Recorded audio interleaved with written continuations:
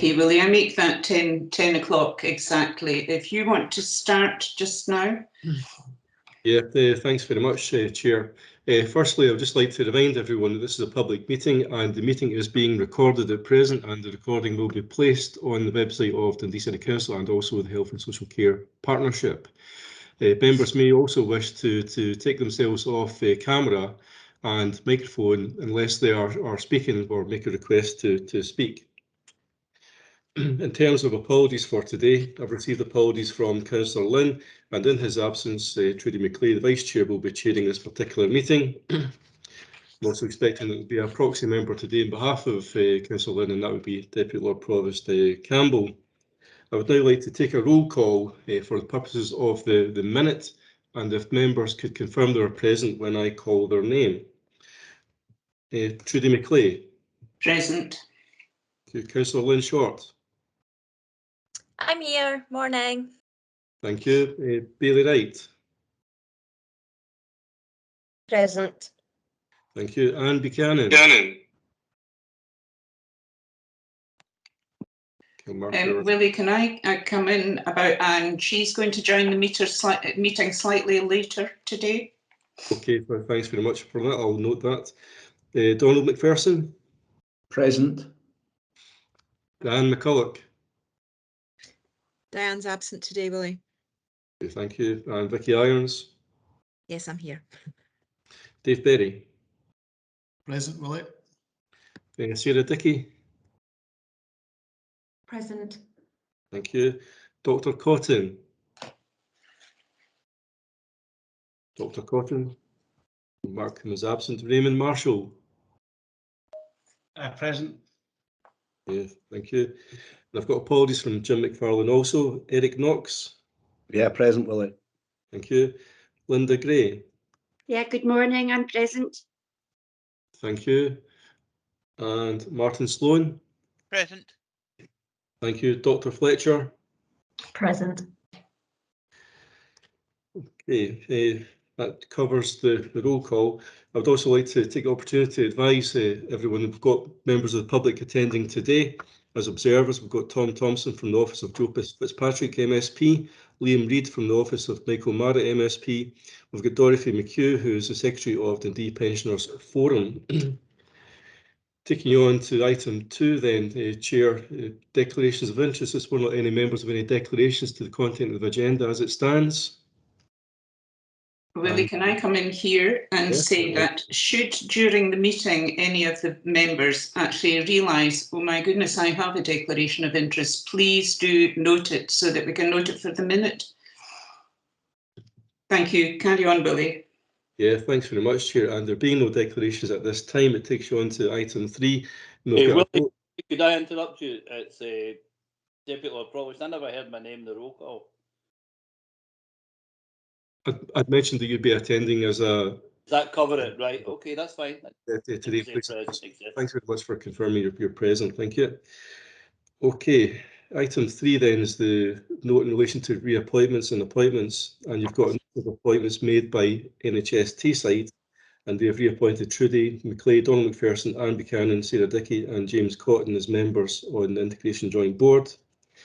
We've also got a note there in relation to reappointments, and the Integration Joint Board's instructions are requested with regard to agreeing to a further appointment of Raymond Marshall, Jim McFarlane, Eric Knox, Linda Gray, Martin Sloan and Emma Fletcher. Are these agreed?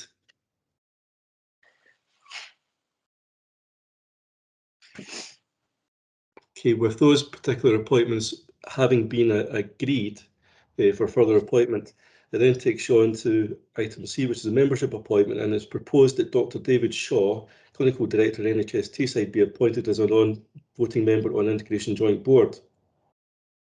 Your approval is requested. Okay. Okay, with that having been agreed, it then takes you on to Vice Chairperson appointment. You're simply asked to note that following the reappointment of Trudy McClay as a voting member, the NHS Teesside Board had also confirmed to agree to her continued appointment as Vice Chairperson on Dundee Integration Joint Board. That's for noting. Then takes you on to the Performance and Audit Committee appointment of membership and Chairperson.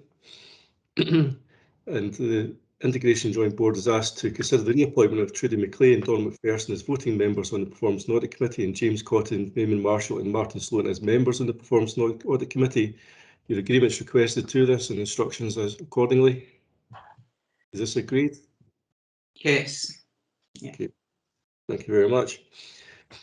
Instructions are also requested with regard to the appointment of the Vice Chairperson of the Integration Joint Board, Trudy McClay, to serve as Chairperson on the Performance and Audit Committee. Is that agreed? Yes. Okay, thank you very much. I believe that the Chair has some opening statements they would wish to make prior to going on to the rest of the business. Yes, thanks very much, Willie. I'd like to welcome everybody to the October Dundee Integrated Joint Board meeting. And first of all, I'd like to thank all of the teams from the ground up for their incredible commitment, dedication and work on behalf of our citizens. Not only are all staff dealing with this pandemic and supporting those affected, but they continue to focus on continuing business as usual. I speak here of not only NHS staff and Dundee Council staff, but everybody who works for the citizens of Dundee in any area where they have responsibility. I know that for many staff it does take great courage and a sense of duty to continue relentlessly, and I'm astounded by their resilience. I'd also warmly welcome Jordan Grant, who has joined the team as PA to the Chief Officer and the Finance Officer. Jordan is going to sit in on the meeting as part of our induction. And I'd like to say thank you to the Deputy Lord Provost Campbell for joining us with such short notice. Thank you very much for that. So, Willie, can we go on now to, I'd like to actually bring in Vicky Irons, who's going to give us an update on the COVID situation before we actually start the meeting proper. Vicky? Thank you very much, Chair. So I just wanted to bring members up to speed with our current phase in terms of the resilience response. I'm aware that all members will probably see daily figures in terms of the general levels of COVID and the impact of that across the health and care system as a matter of course, but really just wanted to reflect on that in terms of the demand that we are supporting as a health and social care system in Dundee. I think it's fair to say, and I know that members of the team who are present on the IJB today will also confirm, we seem to be witnessing the most significant increase in demand we have seen for really quite some time, not necessarily just throughout the pandemic period, but the levels of demand we're seeing across the system for health and social care support are probably in excess of anything we've witnessed for a number of years. That said, we recognise that there are some particular pressures across our systems. There are particular issues with supporting people's care needs at homes and being able to get packages of care in place that are required to meet their needs, both from a community perspective, but also for those people who are ready to leave hospital. The one remark I would like to make, and I think they were made in your comments also, Chair, was to recognise the efforts of all of our teams to extend every possible solution to make sure that we can provide care as rapidly as possible for those people concerned. Last week in particular, I think we saw extensive efforts from our discharge hub and all of our integrated teams to make sure that we're responding to the needs that are required across the system, despite the fact, as I say, that they are at levels that we haven't experienced before. And this comes from teams who have, been working under resilience conditions and working under emergency conditions and therefore pulling out all of the stops for a very long period of time now. So I'm quite in awe of the resilience and the tenacity that we see across the teams in Dundee, and wanted to give formal thanks today on behalf of the IJB. I think it's also good to recognise that we are seeing really high levels of demand across the city for the vaccination programme, both in terms of the boosters, but also the drop-in sessions that we've got for catching up with first and second doses of the original vaccinations. I think that's great to see, and a really good reflection on the population in Dundee who are doing all that they can to try and protect themselves and others. We do have to be very vigilant still. our numbers are at a level which, you know, we would not want to see, and is very, very clear that COVID is here with us and will be present for some time to come. So we need to do everything that we can to protect those who we work with and those around us. So I'm very grateful to everybody who stepped forward as part of the new push for the vaccination programme. Very acutely aware that there have been some teething problems. These have been experienced across systems in Scotland for this particular part of the vaccination programme, but we had a really, really excellent update as part of the Public Health Committee meetings within NHS Tayside yesterday to give us some assurance that we are actually being quite successful in the numbers of people that we're able to vaccinate. So we just need to keep supporting the vaccination programme as a partnership to ensure that we get to the maximum number of people possible. And the very last comment I'd like to make, if that's okay with you, Chair, has nothing to do with COVID, has to do with a meeting that I had last night in the city with the new team from the Eden Project. I was part of a meeting last night to meet the team from the Eden Project, but there were also a number of other partners there from the universities, from Michelin, from Botanical Gardens, and lots of people connected to the design community across the city, including V&A and Duncan of Jordanstown.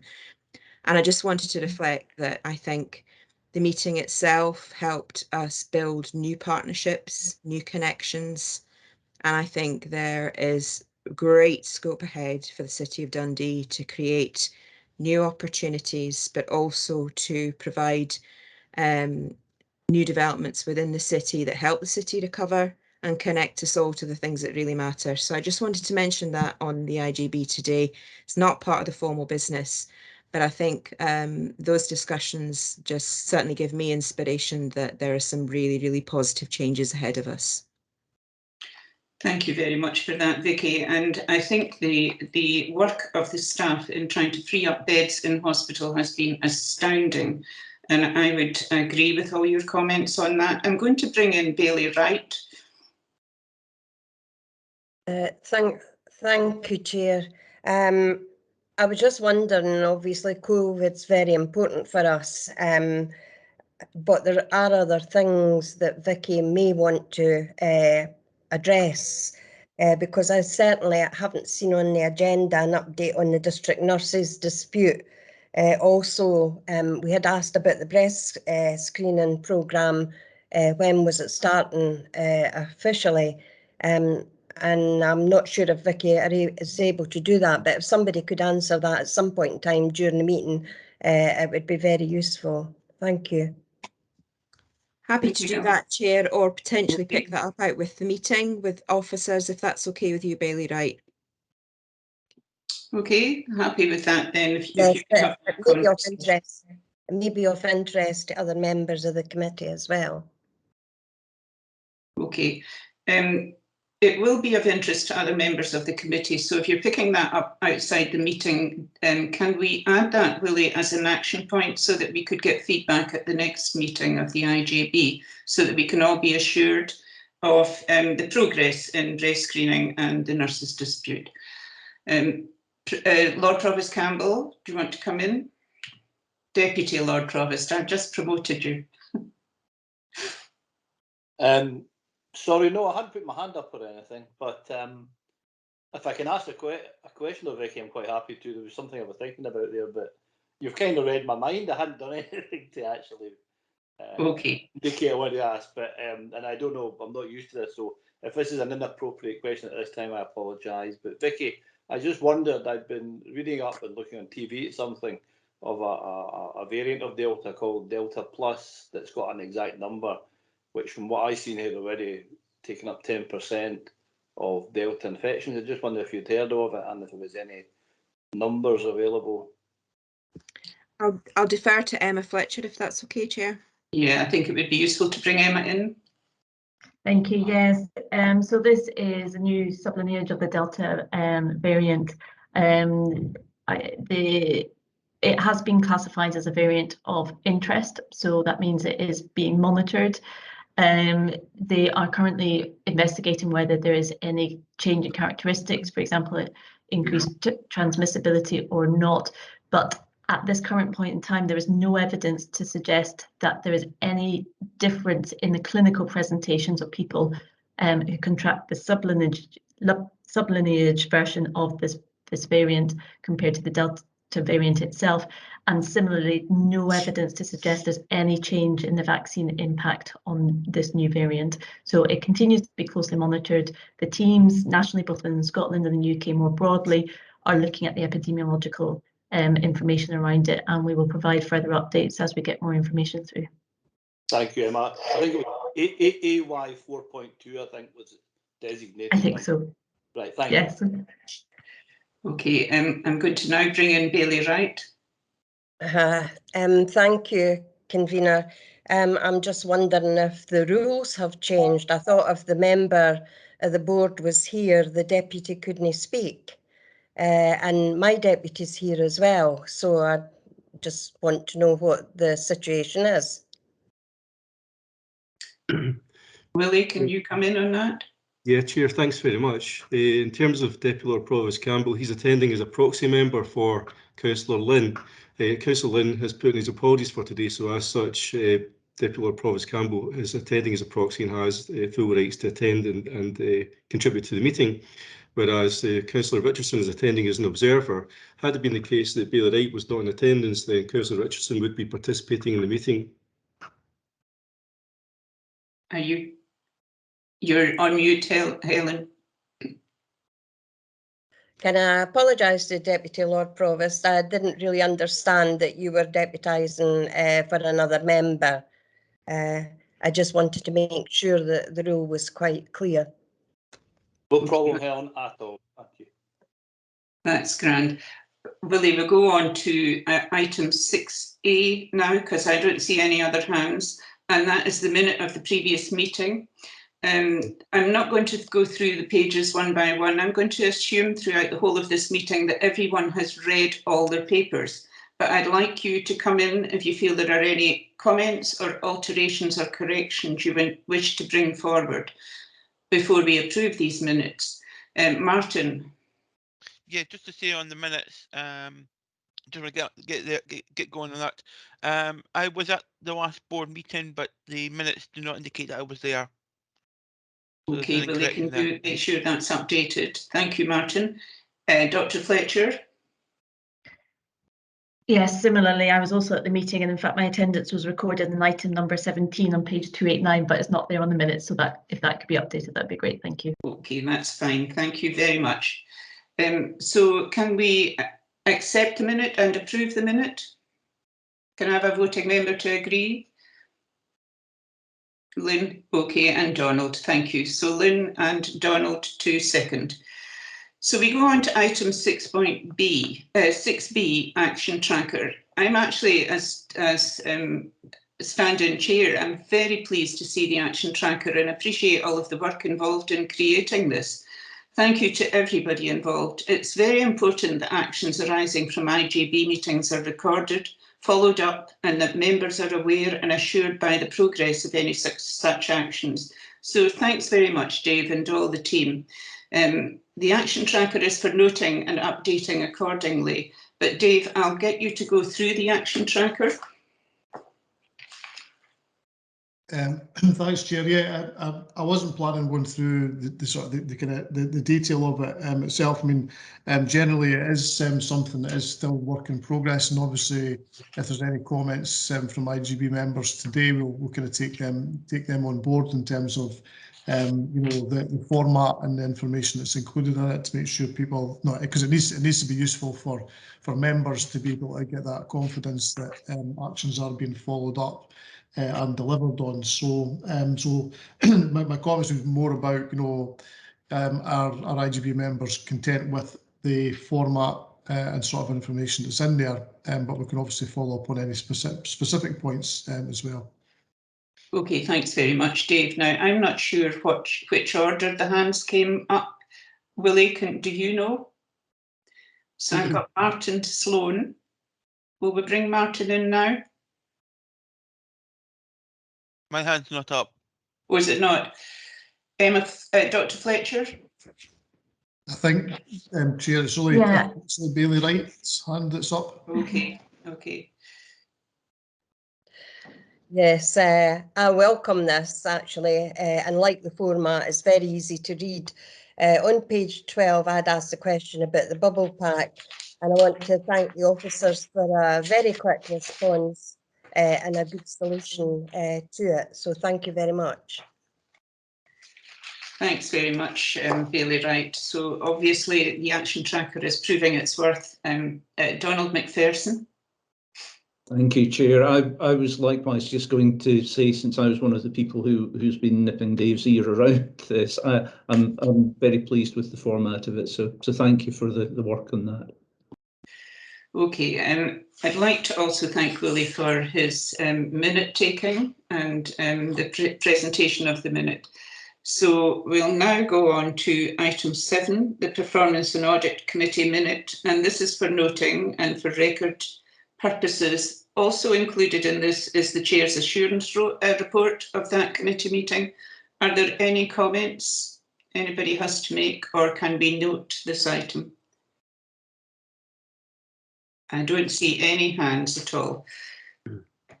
So we'll just record that for the minute purposes, Willie.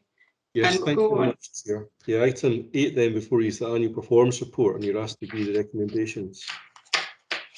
Okay, so the annual performance report, Vicky, is that yourself?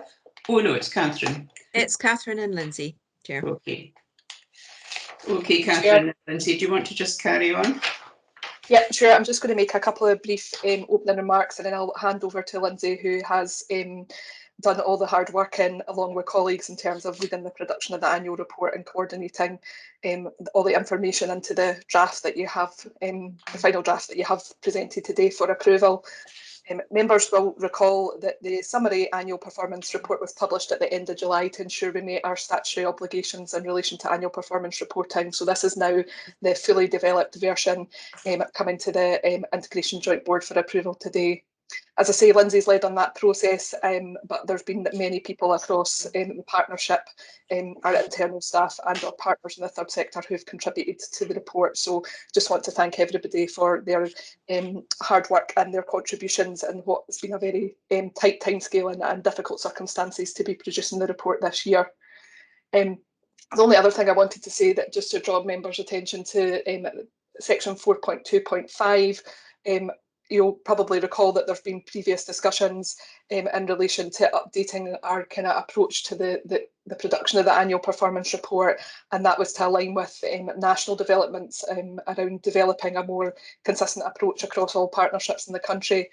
That work has been significantly delayed at a national level due to COVID, and also there's been ongoing pressures during the period we've been producing the annual report, so we haven't been able to do that fundamental review this year.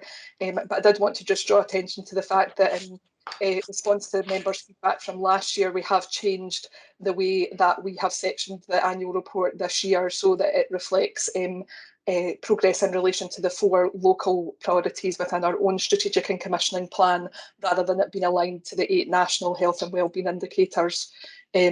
So that hopefully will enhance the relevance of the annual report this year to our local stakeholders, aligning to our 4 local priorities while still fulfilling our statutory requirement to show progress against the national outcomes and indicators as well.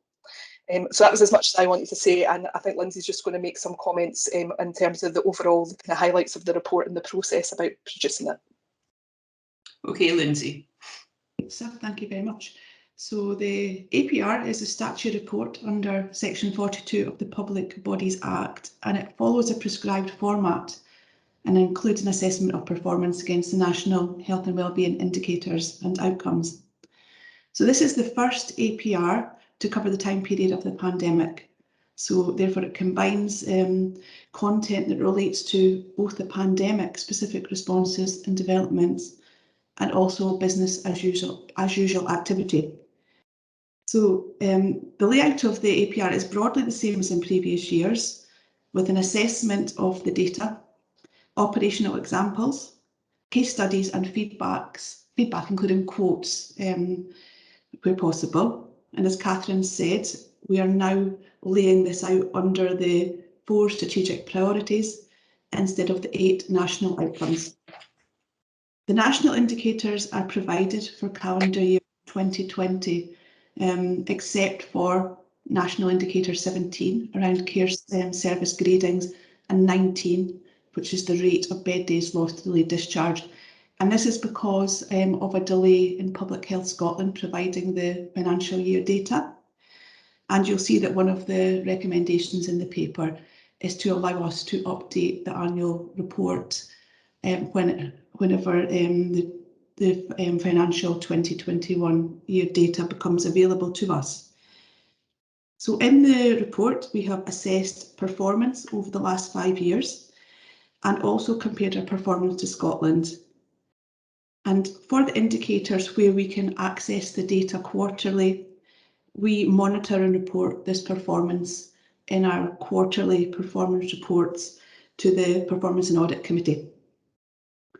An example of good performance, which particularly stands out, when assessing the 15-16 against the 15-16 baseline and also comparing against Scotland, the rate of bed days lost to delayed discharge performance is good.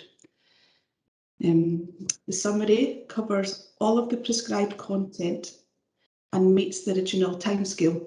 And the summary contains our greatest achievements, where we've made progress, how we adapted services during the pandemic, challenges faced over the last year, feedback, including quotes, localities examples, where we need to improve, resources, complaints, and quality of services. So all of this is expanded on in the full report.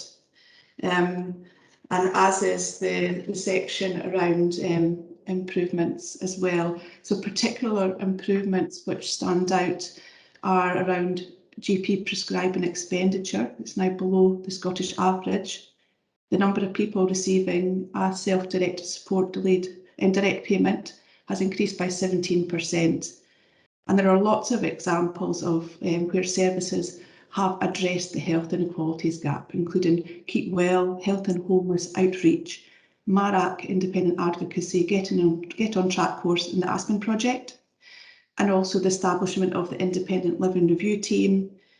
And in addition to that, it's where we have made a contribution to maintaining we provided lifeline services to people during the pandemic, including home care, and our contribution towards vaccination centres and community testing facilities. These are just a few of the good examples that are contained in the full and the summary reports.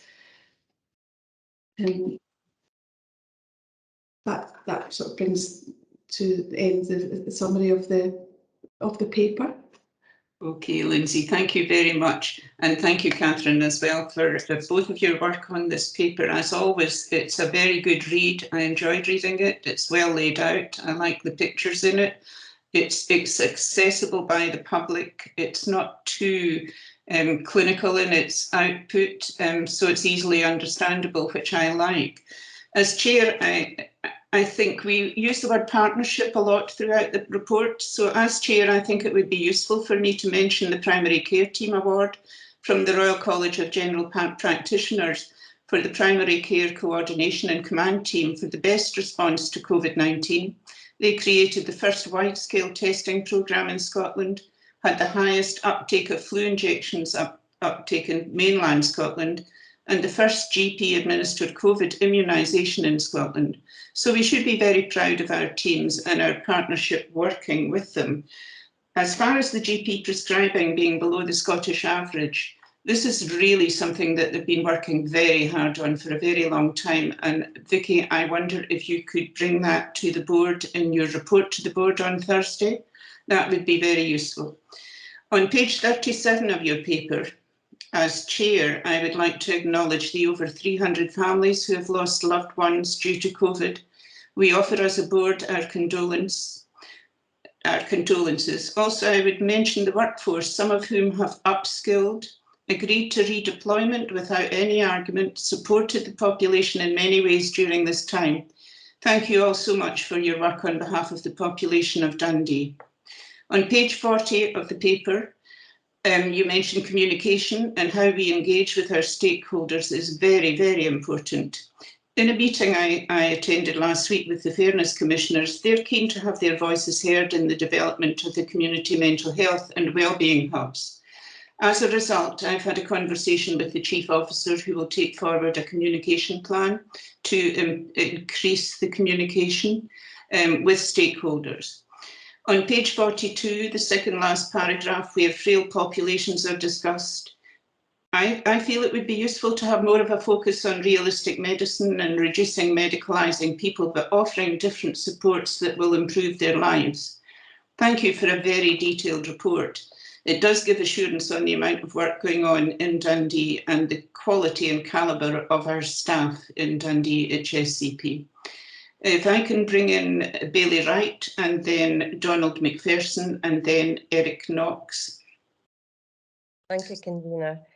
Can I say I'm very impressed by the layout of this report. I think it's easy to read. It's a good report.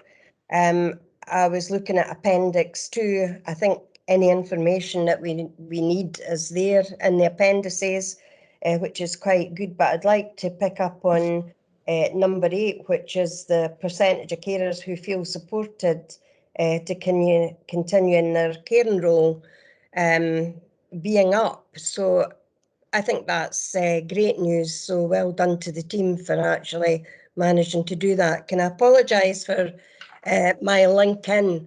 I seem to be having problems with it, and I'll perhaps go out and try to come back in. Thanks, Trudy. Thank you. Donald, can I bring you in now? Thank you, Chair. And yeah, I mean, just to echo comments that others have made, you know, I think it's a really rich document.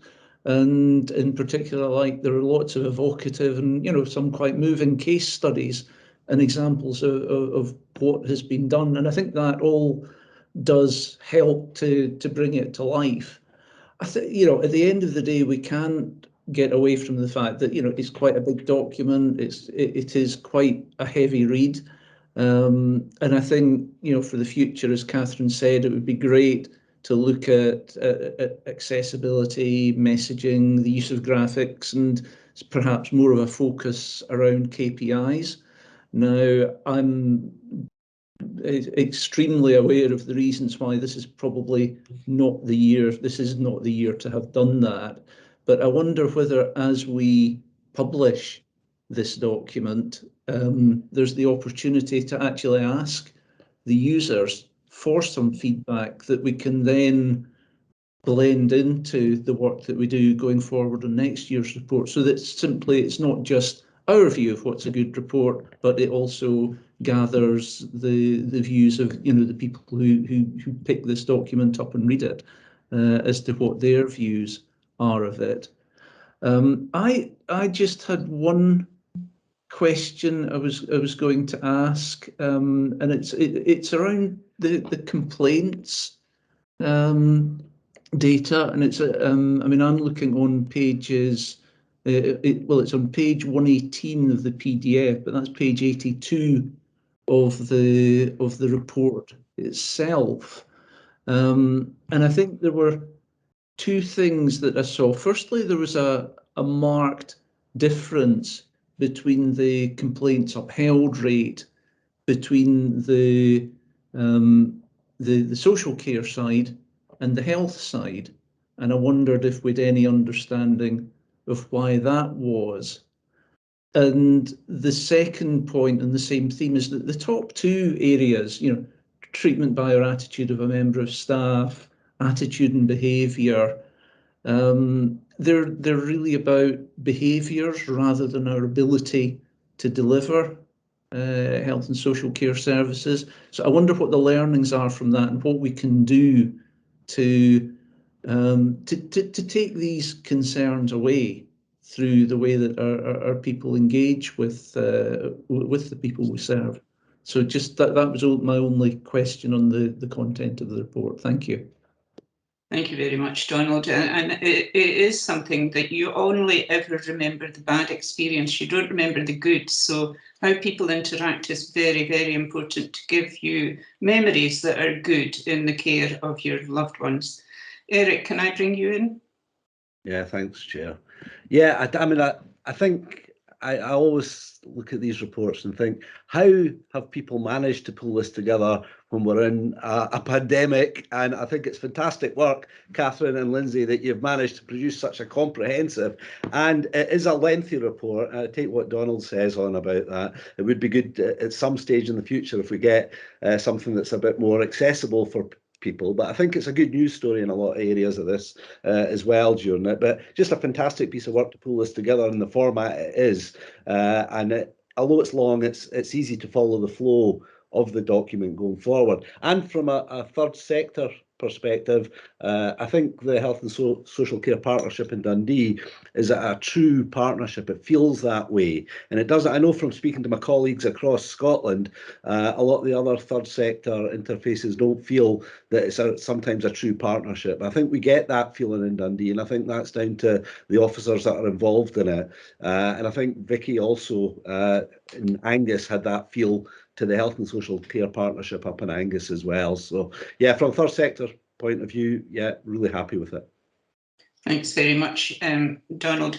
Can I suggest as chair that Eric, can I suggest as chair that Donald's point about users' feedback and gathering the views of the people could be taken as an action point for the next report, the next iteration of the report, Catherine and Lindsay, if you could do that. Martin, you want to come in? Yeah, just very briefly, one of the things that I think we need to look at as a source of information about what's some of the good things that is happening is things like care opinion. The website has a lot of comments on not just the health side, but on the care side of things. I think we should be looking at seeing how that data and that information can be brought in to either not so much into the strategic plan, but just into our general reporting, so we get a true idea of what people are thinking out there. That might be also useful as an action point for the next iteration. Is that possible, Lindsay and Catherine? To do a quick snapshot of care opinion and perhaps include some of the care opinion comments? I'm happy to have a further discussion with excuse me, Claire Lewis-Roberts in relation to that. I think Claire is the person best placed to be able to advise us about what we can draw from that system and how we use that locally. So I'm happy to explore that possibility further with Claire in terms of how that informs the next annual report and any other kind of relevant reports where we're covering kind of complaints and compliments. Okay, and if we could get an update on that at the next annual report, so that would be on the action tracker. Yep. Lindsay, do you want to come in? Are you happy with that? I'm happy with that. Okay. Are there any other comments? Donald? Sorry, Chair, I was hoping that someone might say something around the questions posed around the complaints. You know, firstly, that differentiation between the two parts of our organisation, and secondly, what we're doing around attitude and behaviour. I think Jenny can pick that up, Chair. Oh, Vicky, yeah. Hi, I'm sorry. yes, I'm going to try not to sneeze or cough during this. I think part of it probably is down to the fact that we work within two complaint systems, which isn't obviously ideal, and there's probably something slightly different about how we actually approach it. I think in relation to the detail of that, though, what I'd quite like to do, if it's okay, is go away and look at what's underneath some of that and come back on that, rather than trying to respond today. Yeah, I'd welcome that, Jenny. I think if you're able to do a bit of digging into that rather than winging it just now, that would be really helpful. Thank you. Okay, I think that's another action for the action tracker, but that could be brought back to the next IJB meeting, if that's possible. Jenny, yeah? Sorry, wasn't quick enough on my buttons there. Yes, absolutely. Okay, thanks very much. Dave, do you want to come in? Yeah, just to add to what Jenny was saying, I mean, I think it's important to to report back that the complaint side of things are kind of regularly reported through clinical and care professional governance group as well. So they do receive regular reports. So you know, the issues that are being flagged up is almost like the common complaints. In fact, all the complaints are then kind of taken into that forum and discussed, and kind of service actions are taken forward from that. But yeah, if Jenny can provide a bit more of the specifics, then that would be really helpful. That'd be useful. Okay, thank you very much. I'm not seeing any other hands. Is everybody happy? Now, the two parts of your question, Donald, are you comfortable that we've got these on the actions? Yes, I am. Thank you, Chair. Okay, thanks. Willie, can you run through the recommendations for this report? Yes, certainly. Thanks very much, Chair. In terms of item 8, which is before the annual performance report, you're asked to approve the annual performance report, which is attached to Appendix 1. You're asked to instruct the Chief Officer to update the annual performance report of financial year 2021 data for all national health and wellbeing indicators as soon as data is made publicly available by Public Health Scotland, which is indicated in section 4.2.2, and you're asked to approve the planned approach to formatting, publication and distribution as indicated in 4.2.4. Okay, everybody happy to approve the recommendations? I'm not seeing any dissenters. Okay, thank you very much, Willie. So we'll go on to item 9. Now, is this Arlene or Vicky who is bringing this forward? The mental health and wellbeing planning. It is indeed Arlene Trudy, and she's appeared by magic. Oh, hello, Arlene. Nice to see you. Hello. Chair, might I come back before we start on your comment around Fairness Commissioners and the Community Wellbeing Centre? There may be questions for me about the centre this morning, but perhaps not given the reports that we've submitted for today. The DVVA are leading on the stakeholder involvement for the Community Wellbeing Centre, and it may well be by now that commissioners will have received a briefing which was inviting a whole range of people in the city to become involved in the stakeholder group.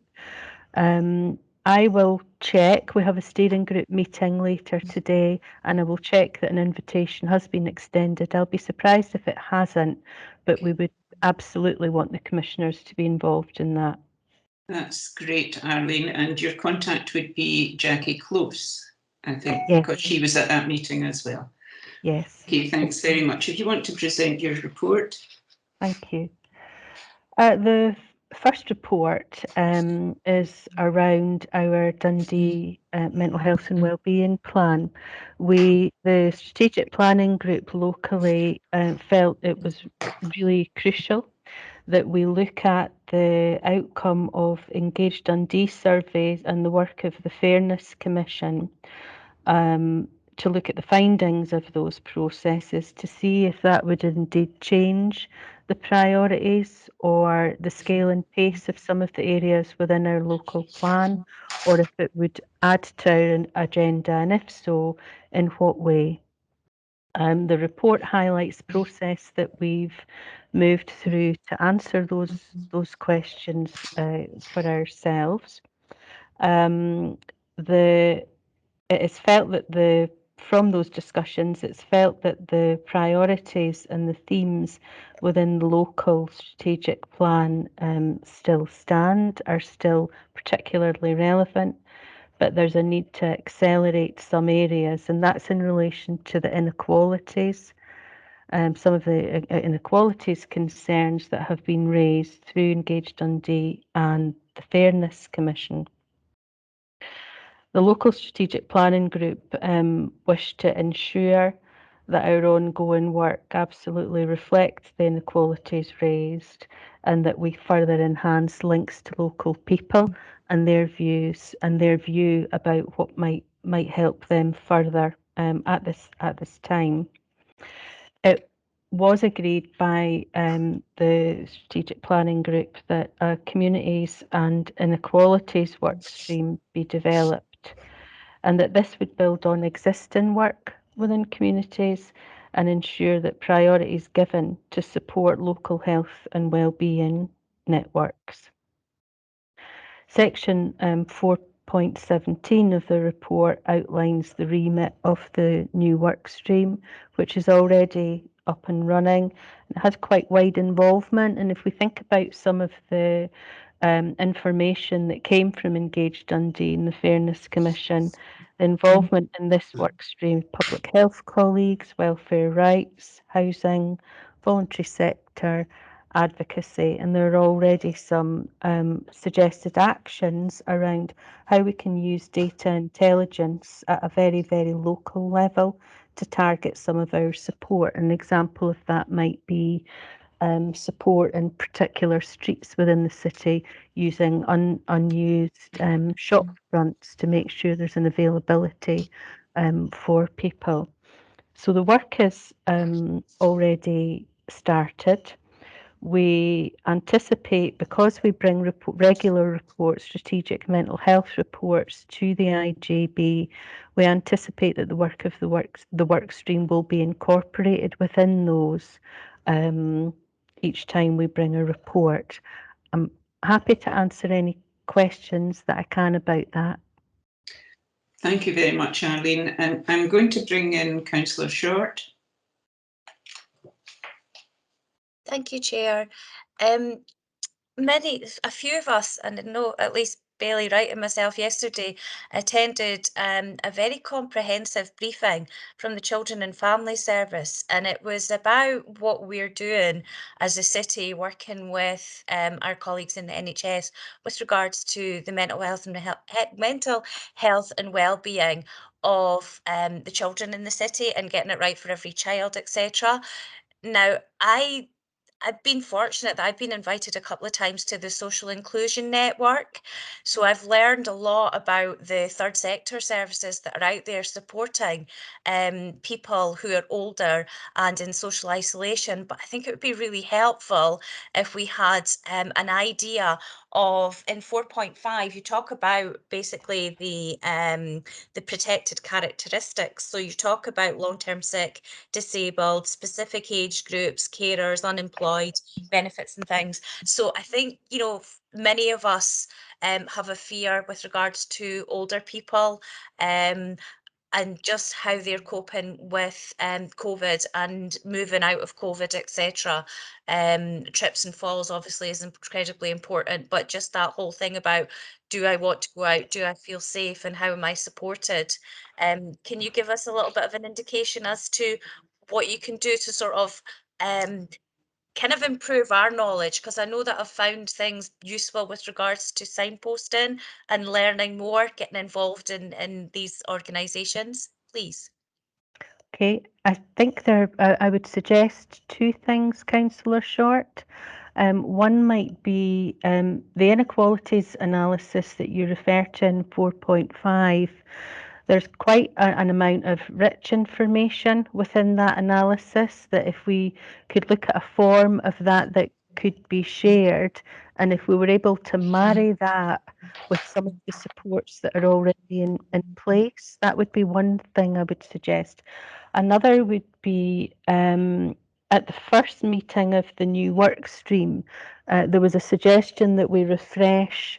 It was a booklet which maybe seems a bit old-fashioned now, but for a lot of people is helpful, and it gave a range of supports right through from, you know, lunch clubs happening in churches in the city to formal support services. And I know that the group are going to ask the SPG for some resources support, i.e. some finance to be able to refresh that. I think that would be an absolute must, and if we were to do that in a timely way, I would think elected members and others would be able to use that.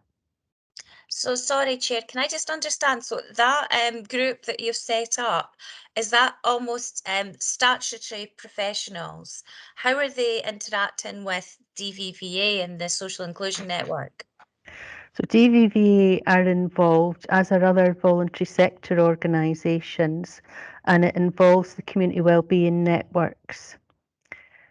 So it should be a way of us pulling together, joining a whole range of groups, carers, work around supporting carers, you know, strengthening how we don't strategically plan or act in a parallel way, but that we can join a lot of this together. So no, it's not only strategic partners. What we felt was really important with this piece of work is that it bridged perhaps a bit of a gap between community planning, very, very local focused planning, with some of the planning within, say, statutory mental health services and other. I think I've moved away from your question a bit, but I think two things. I think we could share information, if that's helpful, around the analysis that was undertaken by public health colleagues, and it's highly likely that we'll agree that we update a booklet, a very helpful booklet people fed back to us about what's in the city, and we share that widely. Okay. And individual briefings about the protected characteristics, is that something that could be done? So that we can say to older communities or caring communities, this is what is happening. I feel so. Vicky might want to make a comment around that. Vicky, do you want to come in?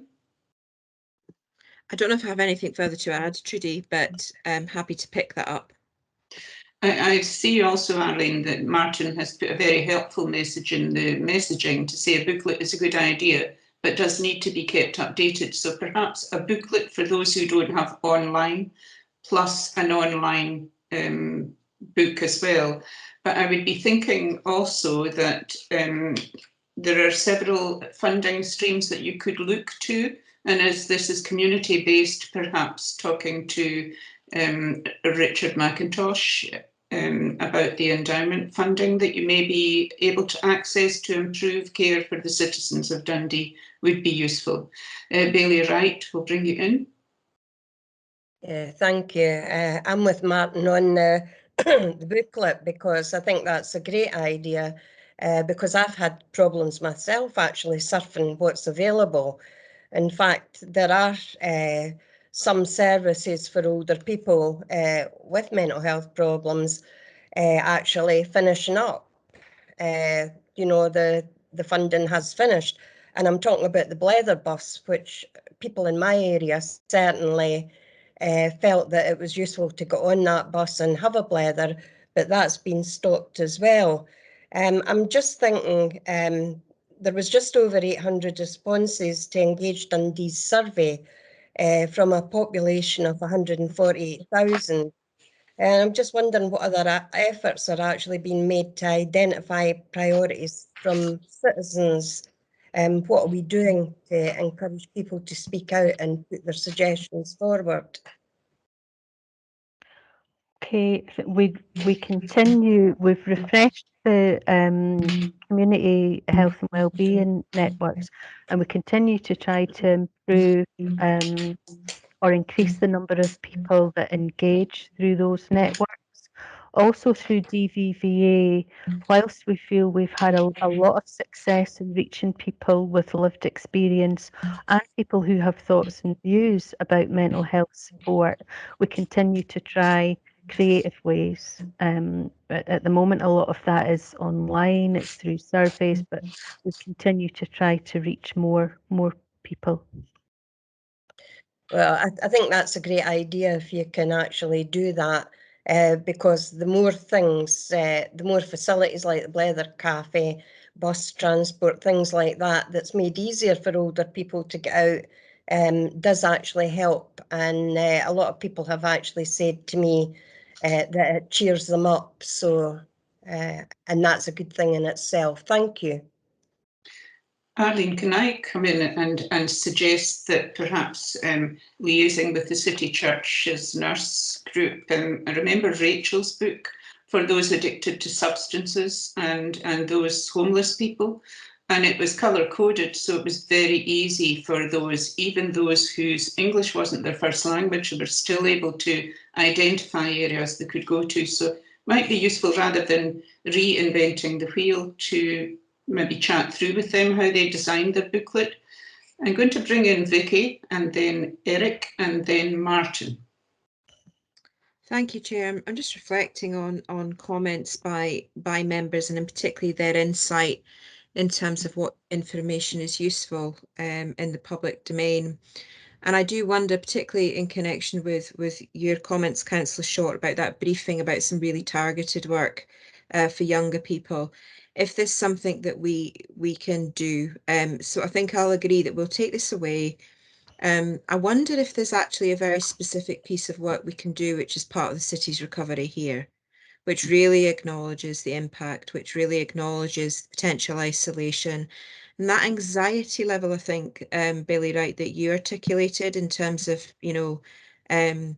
people trying to reconnect and resume activities that they may have done prior to the pandemic. Because I think actually many of us hold some of those anxieties, that's not reserved just to our older population. So I wonder if there's something we can do which acknowledges some of that, which use some of the kind of trauma-informed work that we're doing across the partnership, but then also signposts people to where they can safely make those reconnections, where they can go for support and where they can go for help, so that there's a really rich seam of information within that. And I agree. I think we should maybe provide that in a range of mediums, both in a written booklet, but also through kind of apps and websites as well for people who are familiar with that. And I see Eric's hands up also, but I'd be keen to continue to do that with our partners and through DVV, so that we reach the maximum number of people. Okay, thanks very much for that, Vicky. Martin, do you want to come in? Yeah, just very briefly on the booklet idea. One of the big problems with any printed media is as soon as it's printed, its lifespan is very short because it can come out of date quite quickly.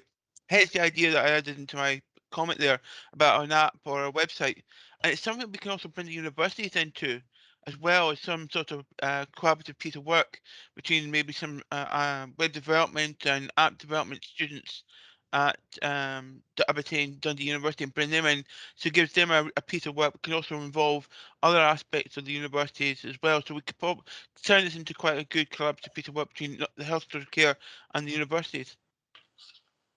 It's a good idea, Martin. Yeah, Eric? Thanks, Chair. Yeah, I think I've heard DVVA's name mentioned quite a lot by a number of people there. I think it was only right that came in to say, yeah, there's a lot of work being done by a lot of organisations in the third sector over the piece, supporting people, older people, supporting young people. And they continue to do that. And there's a lot of that information does get fed in through networks, etc., into Arlene and other people as well, to show that there is support out there for people. I think what I would like to just say very briefly, if you want, I'll put a paper up to a future IJB about this. It's a bit of good news for Dundee, and I sent Arlene some information on it earlier on in the week. There's a new fund, the Community Health and Wellbeing Fund has been announced, and it's part of it's coming through the TSIs, the third sector interface. So we are getting a pot of money of just over £400,000. As usual, it's got to be spent by the or allocated by the 31st of March next year, but it's going to be a recurring fund. It looks like at the moment for Dundee, and that is for mental health and well-being across the city, and it's to help grassroots organisations and help build the networks for those organisations and support on the ground. So a lot of the things that we've been talking, the Councillor Short, etc., have been talking about today, about funding coming through for various things. This will be a route to get that small pots of money out to people. For what Bailey Wright was talking about the Blether bus, there'll be routes for funding into that. So we're just looking at the processes round about that. We're going to, if you remember, a few years ago, we had the Health and Social Care Small Grants Scheme. Well, we're going to reenact some of the paperwork for that to get that up and running very quickly. So, yeah, watch this space. Arlene, you'll be involved. I'll be in touch with you very soon. But we're just working through it at the moment. But it's good news, and it'll help assist small groups get their voices heard through DVB and through other routes as well. Eric, I think your idea of bringing a paper to a future IJB is a sound one, and it would give the members an idea of the progress that you're making on this this project. So can we make that an action as well, Willie? Donald?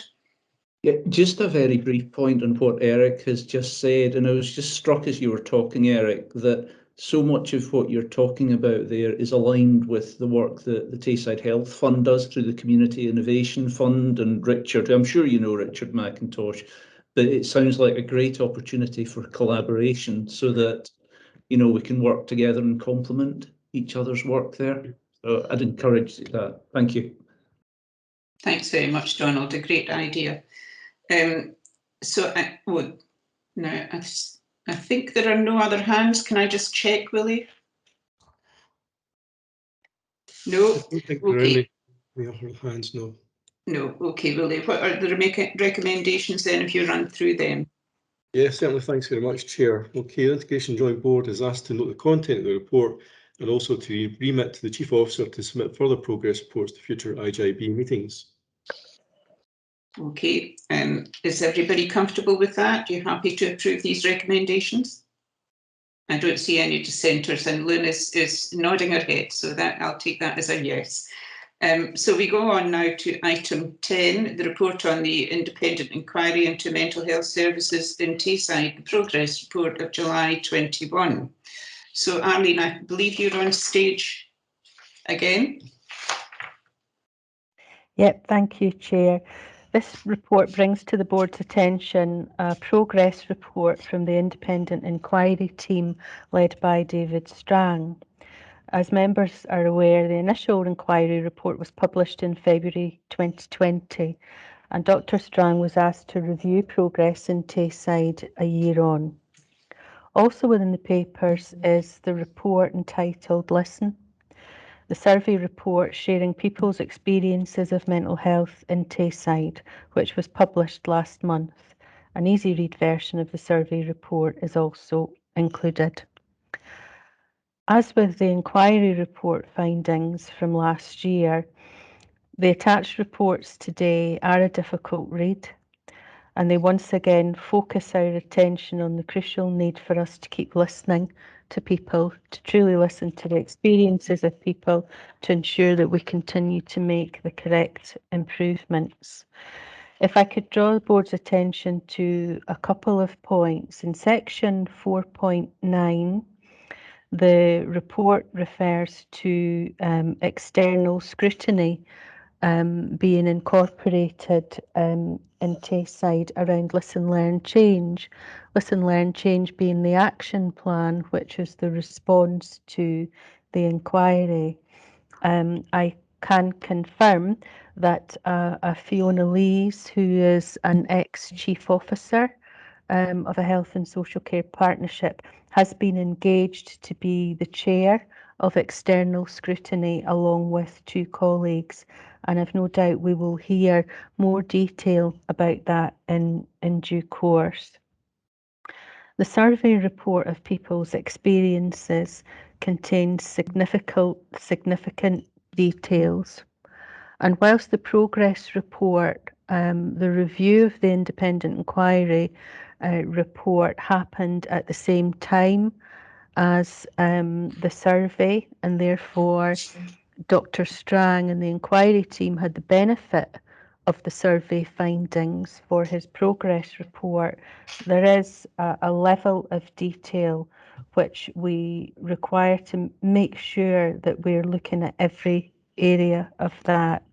The local strategic planning group have already discussed the progress report, given we received that in July. And whilst there were no surprises or additional areas within that report that we were not already aware of or acting upon, I am anticipating that our planned meeting of the strategic planning group next week will want to agree a process whereby we go through the full detail of the survey report, again to make sure that there's nothing there that we haven't already heard or assigned an action to. I also wanted to mention people with learning disability and autism. A lot of the report to the IJB has focused on mental health in relation to the independent inquiry, and we should note that during the initial inquiry, the learning disability inpatient wards were included within that process. Community services weren't, but inpatient services were. So the initial inquiry report and the progress report make some mention of people with a learning disability and autism and support that they require. If it would be helpful for the board, it might be a good idea for us to provide a strategic update specifically around learning disability and autism. For while there are some themes that are that cross-cut people, regardless of the needs that they have, I do think it would be helpful for the board to distinctly consider the needs of people with a learning disability and autism, and just to say that we would be happy to provide that if the board feel that would be helpful. My final point, I seem to be speaking an awful long time. The survey was undertaken earlier this year. In fact, I think it started in February this year. And whilst there have been some of the concerns raised within the survey report already addressed, so one example of that would be psychology input to inpatient services, there are a number of areas that remain concerning. For example, the length of time that some people might wait for a specific service. So I felt that was important to note. The world has moved on a little bit since February in some positive ways, but that really isn't to detract from the amount of work that we still need to undertake. I'm happy to answer any questions that members might have.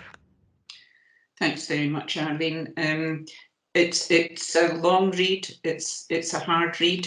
I think your mention of providing a strategic update in learning disability and autism would be very useful. And can I ask Lily to make that an action for the next agenda for the IJB? If that is possible, Arlene? I think to do justice to it, Chair, we might be a bit tight given the timescales for December. Well, if we make it for February, then that would be the February meeting then. I'm just hoping that all these decisions I'm making will be okay with the chair, Ken Lynn, on his behalf. I'd like to go through some of the report with you before I open this to questions. So on pages 130 and page 138, bearing in mind that this report has come out in July, we're now in October, are there still relational challenges? If so, what are these? So this might be partly for me and partly for Vicky, so I will answer as I can. I think since the report was received in July, there have been further discussions with executive partners across Tayside to ensure that they are supporting the work that is already being undertaken and will still need to be undertaken over the next 3 to 5 years.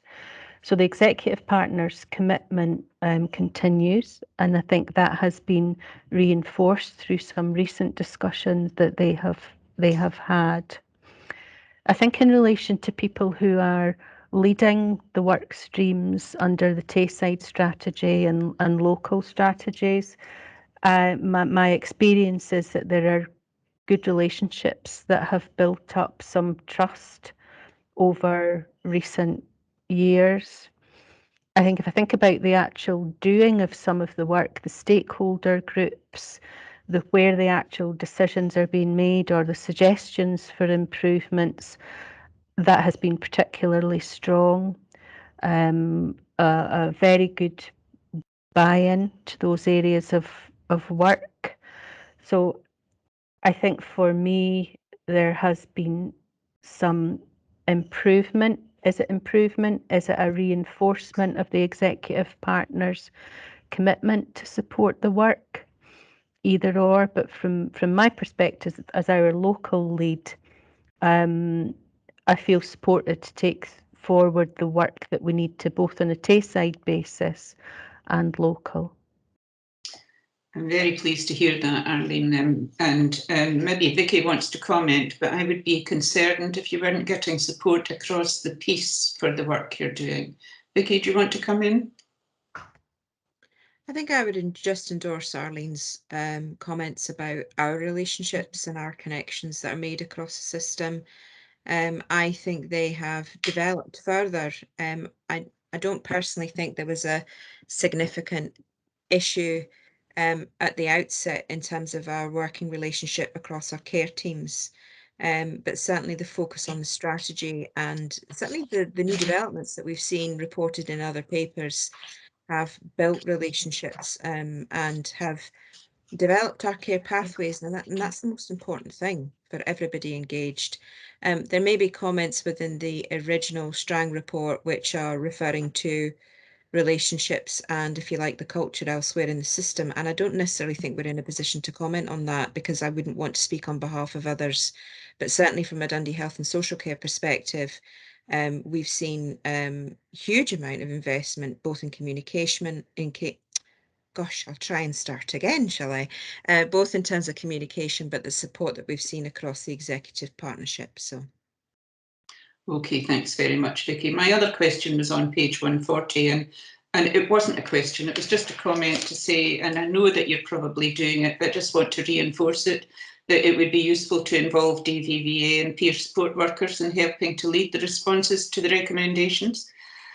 Page 142 at 2.37, I think I need to say to the committee that the nurse director has taken the lead for mental health and is now responsible for mental health in Tayside.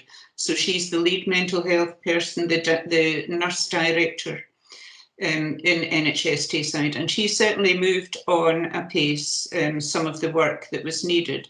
There have also been 2 new managers appointed and they are now in place. So since July, things have moved on.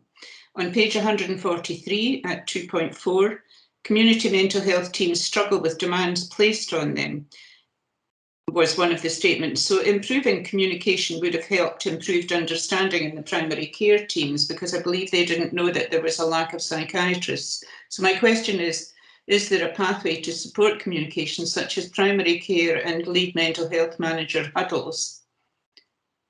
I'm not sure if you have these. So thank you for those comments, Trudy. In relation to the communication between CMHTs and primary care teams, I think that has definitely improved. The particular situation that's cited in the report was from, I think, around 12 to 18 months ago and was picked up very quickly through discussion with our GP colleagues and the cluster leads. We ensure now that there's an ongoing communication at cluster lead meetings, and we're highly delighted that we in the 3 areas of Tayside we sought a GP with a mental health, some specialist time around mental health identified, and within the last 2 or 3 weeks we've identified someone locally in Dundee who will be taking on, I think it's 8 hours a week specifically dedicated to mental health, which means they will be able to do a lot of the pathway development with a whole range of colleagues, so we're particularly pleased about that. That's good, that's good.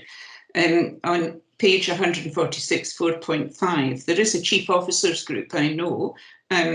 This must have improved the close working and sharing of information and practice on the mental health agenda. Can you just confirm that? Yes, I can confirm. Yeah. That's good. Page 149, 5.5. even with understandable delays, continuing communication frequently with families would improve patient and family satisfaction with the service in the layer reporting.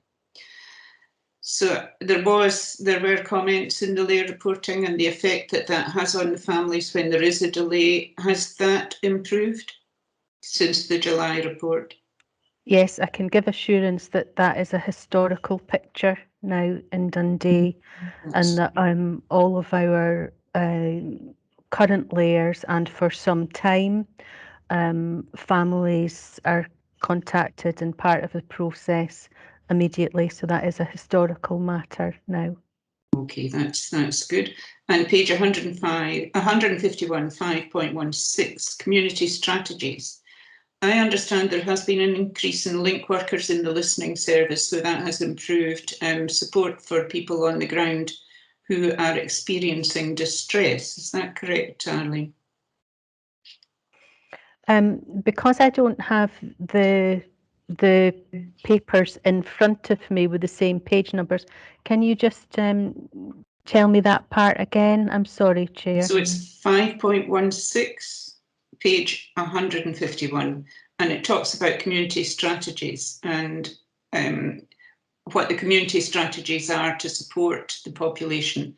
And I'm coming at it from being on care governance in NH&SCP side. So I'm understanding that there's been an increase in the link workers in the listening service. So that gives additional support to the population. But what I'm trying to impress on the board members in my questions and my points that I'm making is that this report was in July and there has been significant work between July and October in improving any of the comments that have been made. So I think I've had enough time with you, Arlene, so I'm going to bring in other members. Bailey Wright. Thank you, Trudy, and I agree with you. It is a hard read, and I have read it a couple of times because I was unsure of some of the items. But my question is item 3, which is the financial implication, and it says there are no additional financial implications arising from this report. I find that difficult because I believe there are staff shortages, and of course we've got an increase in people looking for services. So I'm just wondering how you're going to do all this with an increase in the budget. Yeah, thank you for that.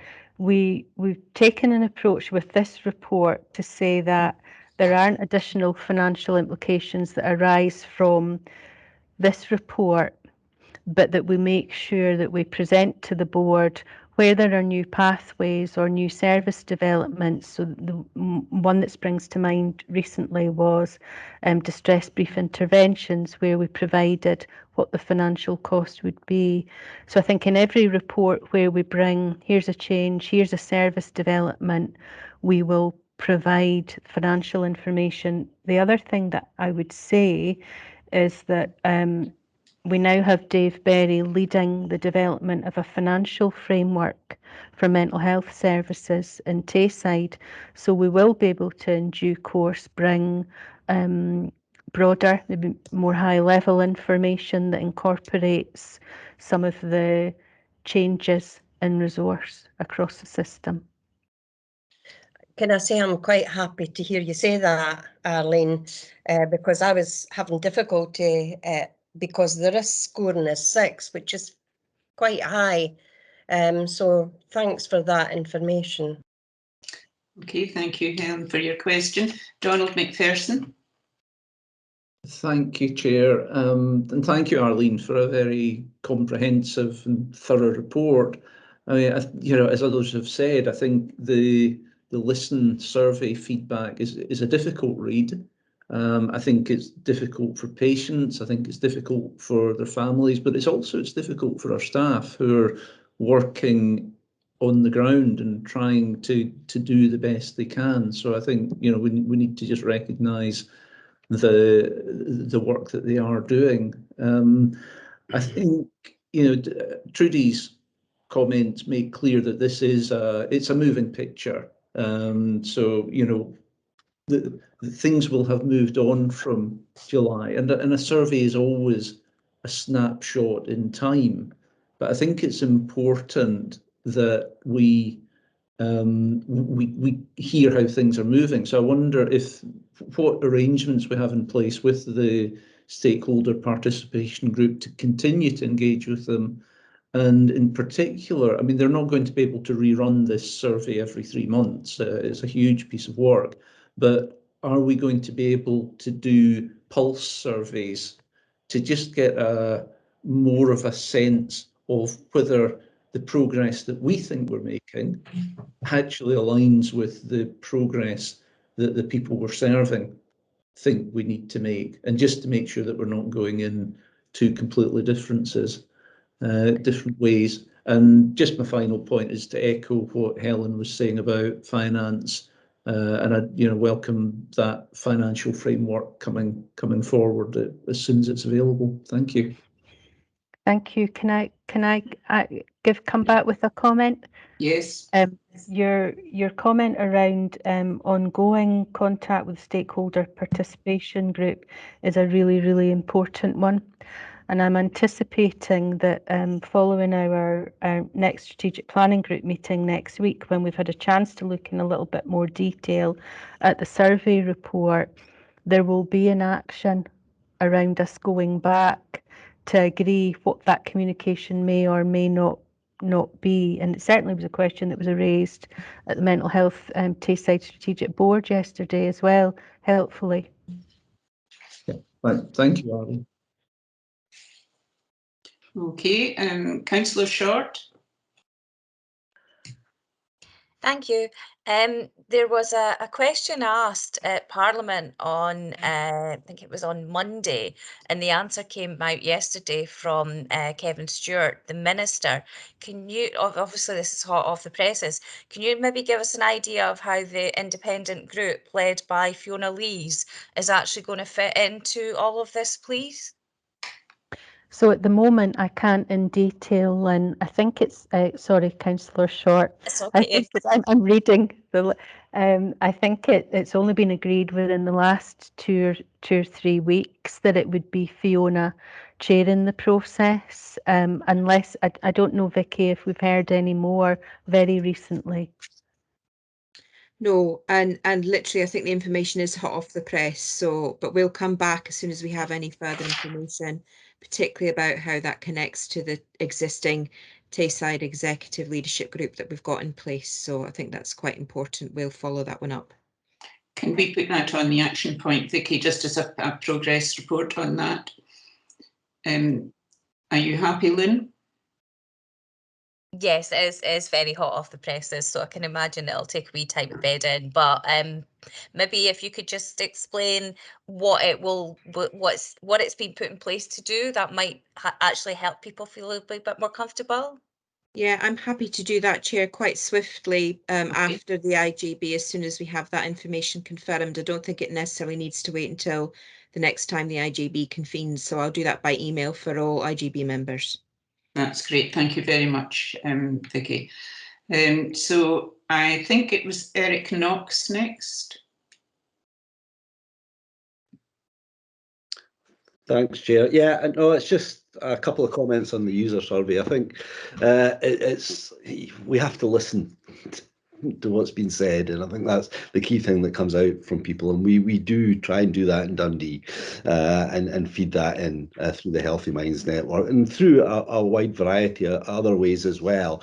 The participation group is one way of getting that message right into the framework of the corporate side and the strategic framework that we have, but it's much wider than that. So we've got to have things in place to get that widespread of feedback from individuals across the city, and I think we've got some of that in Dundee at the moment. There's bits we can improve on as well to take that forward. But what strikes me is the remarkable difference from 2017 to 21, where basically people are saying it's got worse, it's not getting better.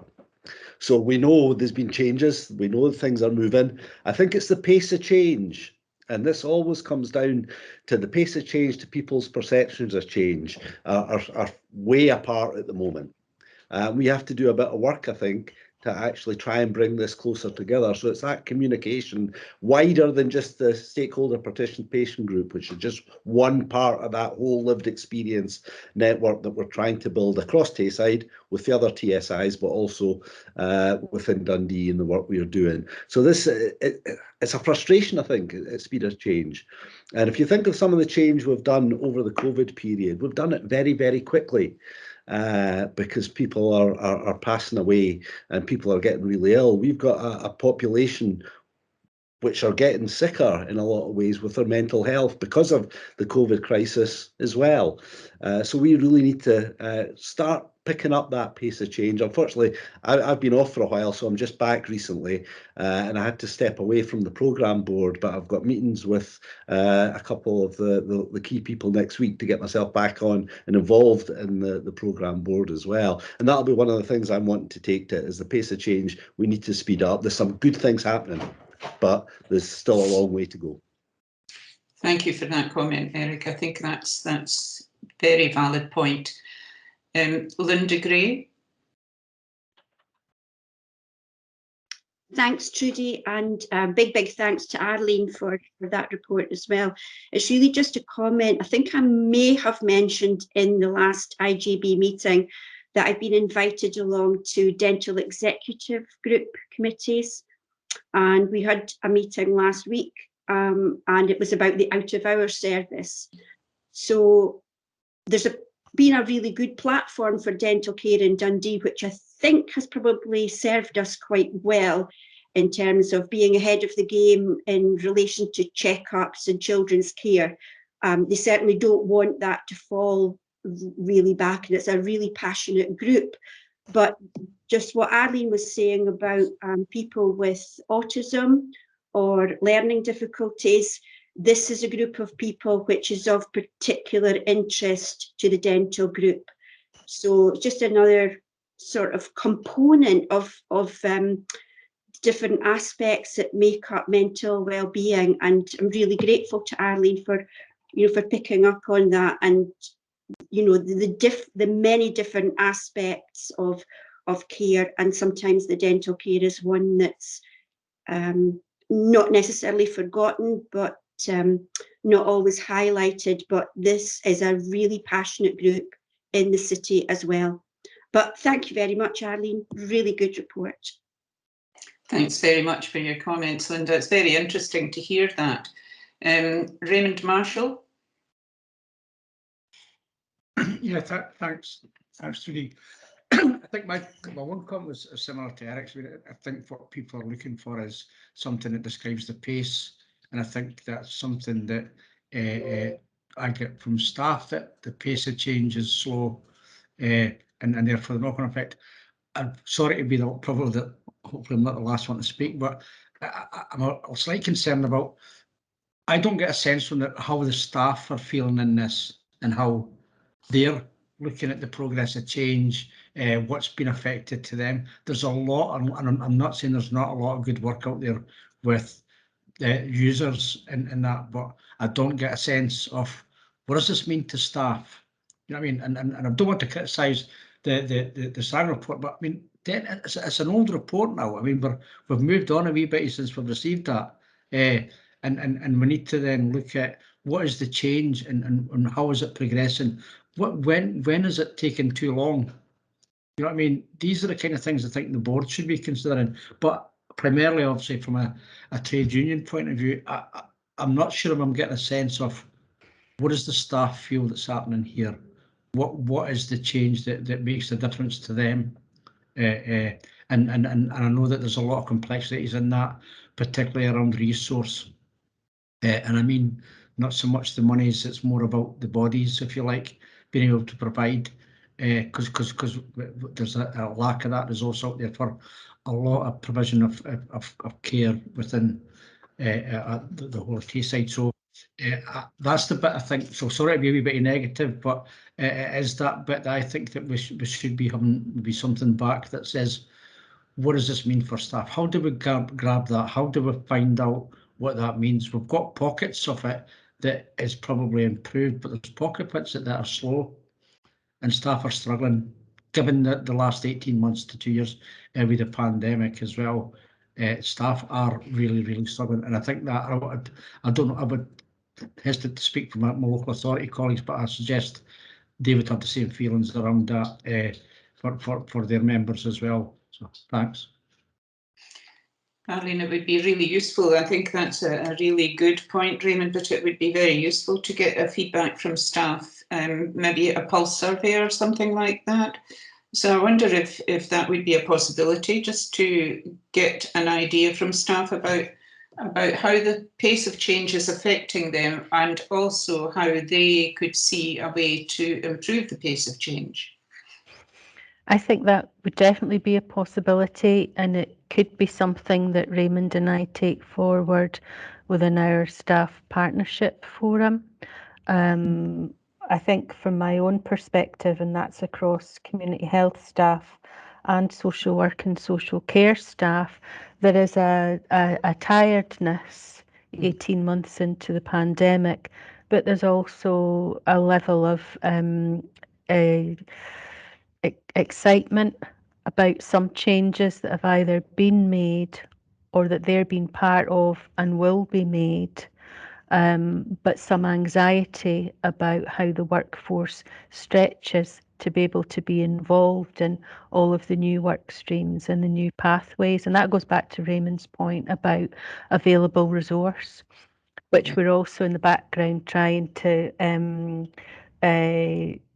increase, both across mental health services, but also within our psychological therapy services. So I think a survey is a really good idea, and it's perhaps something that Raymond and I could take forward in the spirit of partnership.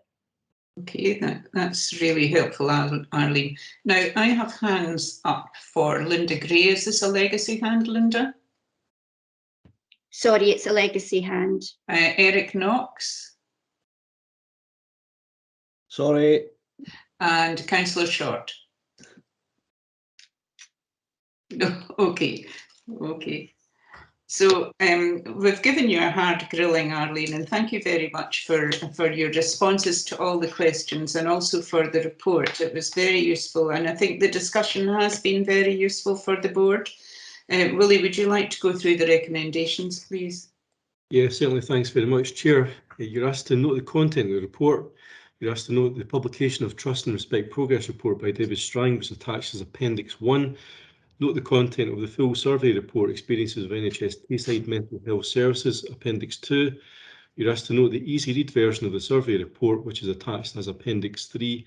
And finally, to note the actions being taken in sections 4.11 to 4.16 that relate to some of the areas noted within the progress report. Okay, I don't see any dissenters. Is everybody happy to note the recommendations and approve them? Thank you very much. Thanks very much, Arlene. So we'll go on to item 11, a National Care Service for Scotland, the consultation document. Dave, do you want to come in on this? Yes, thanks for that, Chair. At the last IJB, the consultation document had just been kind of sent out, so we hadn't kind of really got a chance to kind of feedback to IJB around what it was all about. But since then, the agenda note you've got before you kind of sets out the sort of range of activity that we've undertaken under quite a tight timescale for response, to try and pull together a range of views. And obviously we had our IJB and strategic planning group specific sort of kind of session where we kind of went through some of the kind of proposals and got kind of some feedback from various stakeholders around that. So there's a kind of slight update to the paper itself, or the agenda note itself. As it says, the consultation is due back on the 2nd of November, so it's only next week. We now have a response document pulled together that's kind of just going out again this week for further views, particularly around the strategic planning group, just to kind of finalise that side of things. and our intention is to issue that back to Scottish Government as a health and social care partnership response. It's not an IJB response because it goes wider than the IJB itself, based on the comments and views that we've had from that range of individuals, which also includes those with kind of lived experience in terms of kind of service user representation as well, and kind of various sort of specific interest groups that have kind of fed back in terms of the process. I mean, what we'll do is we'll send out a copy of the final response to IJB members out with this meeting. So again, when that's submitted next week, we'll circulate around so members are aware of what we've submitted based on the approach. There's some general comments that we're kind of feeding back, which kind of chime with a lot of kind of concerns that have been kind of raised around the consultation process itself. So the timescales, the kind of very quite tight timescales for response. The accessibility of the document, so it's quite a lengthy, I think it was over 150 odd pages. And that's a concern of people that people have fed back, as well as the tone, because some of the questions are felt to be quite leading, which, when kind of pulled together with a lack of detail for a range of particular issues, does make it difficult to actually answer the questions.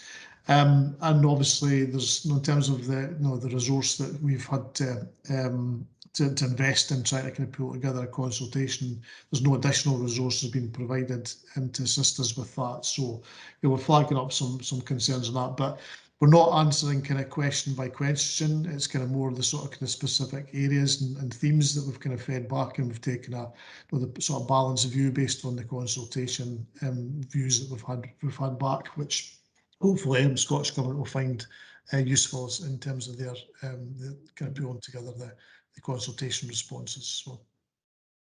Dave, as you know, I really agree that the consultation period is far too short for such a major change, and particularly in view of the pandemic. And it's not always possible to get the broad view from stakeholders because of the pandemic. And I think it's something that the stakeholders should really be involved in. So this is a very important change that is being pushed ahead.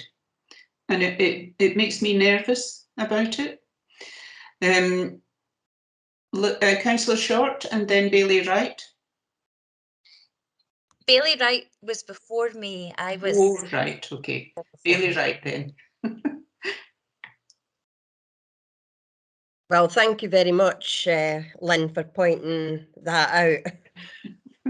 I'm sure Trudy thinks that maybe should include everybody before me, because I'm usually first in the queue anyway. But however, can I say I'm glad that more people have been encouraged to respond to the consultation, Dave, because we had concerns about older people who were digitally excluded, and I'm glad to hear you've told us something about what was done so that their views could be included as well. And I'm glad you've said that you're going to put out what others have said, because that was one of my questions.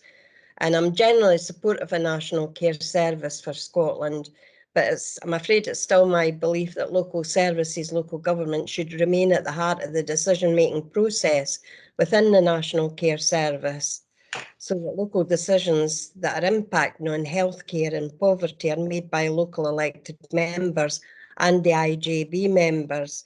Can I say I'm very proud of the services that we have, and proud of the workers who actually go and put their selves, right in the situation where often it's a life and death situation.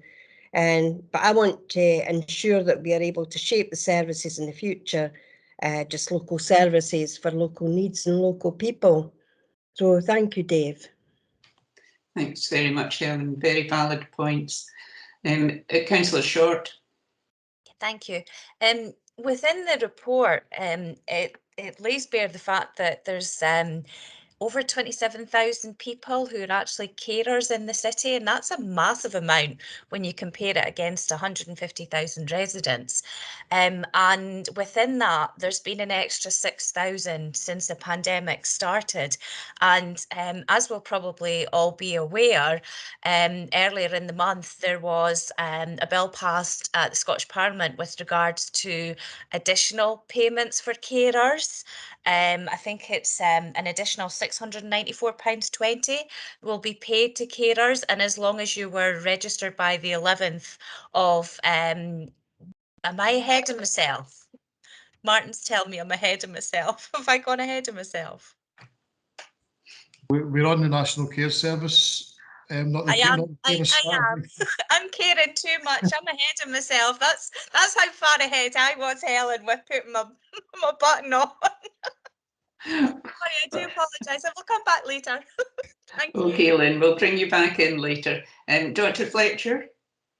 Thanks, Chair. I was just wondering if IJB members have an opportunity to comment on the draft before it is submitted, or is that, as you were saying, Dave, that it's an HSCP submission and therefore we don't see, yeah, okay.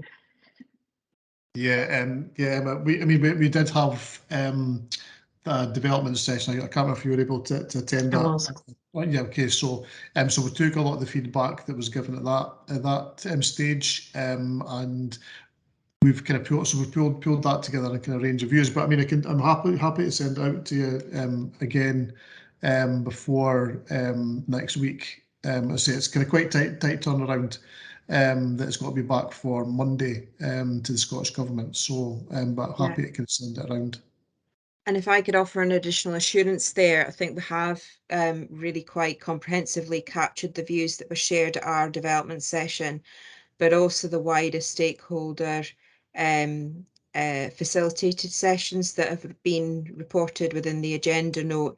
And what we decided to do at quite an early opportunity was not necessarily amend that breadth of views significantly. I think it's really important that we reflect that, and we reflect the comments that we've had back, purely because it really does draw on such an extensive experience across our partnerships in the widest sense. So we made a decision, and I will oversee the final summary points which are submitted to the Scottish Government, and we will share those with IJB members, but it will encapsulate both the comments that have been made before and the additional comments which have been reflected today. We will also remind people, though, prior to Monday, that there is an opportunity for any individual or any specific group to also go back through to Scottish Government with their comments. I know that Dundee Council has agreed their submission, and I believe, Emma, that NHS Tayside are going through that same process. So there is an opportunity for any individual organisation or any individual person to respond to the consultation. And certainly from my perspective, what Scottish Government are looking for is our experience, is our knowledge, is our views, and is our and also our ideas about how this could progress and improve in the future. So I totally agree with many of the comments from those who've reflected on the experience and the successes we've had through partnership in Dundee to date. And I hope that we can reflect this back into Scottish Government and build on them for the future. Thanks. And I think, Emma, just to make you more worried about all the work you've got to do, I've also mentioned that there's little mention of public health in the document. And I think improving the lives and health of the population goes hand in hand with health education from an early age. And we're talking about obesity, smoking, teenage pregnancy, drug use, are all areas where education from primary school onwards could help to reduce these. But also there needs to be more of a focus on lifting people out of poverty, and it would go a long way to improving health. A true holistic focus could be included in the thinking within this document. Yeah, thank you, Chair. Martin? Thanks, Chair. Just to say, I've been involved in a number of these feedback sessions for the National Care Service, and one of the overarching things is a lot of the comments have been said from health, from care side, from third sector, from care, from all the different sector sides, is very similar.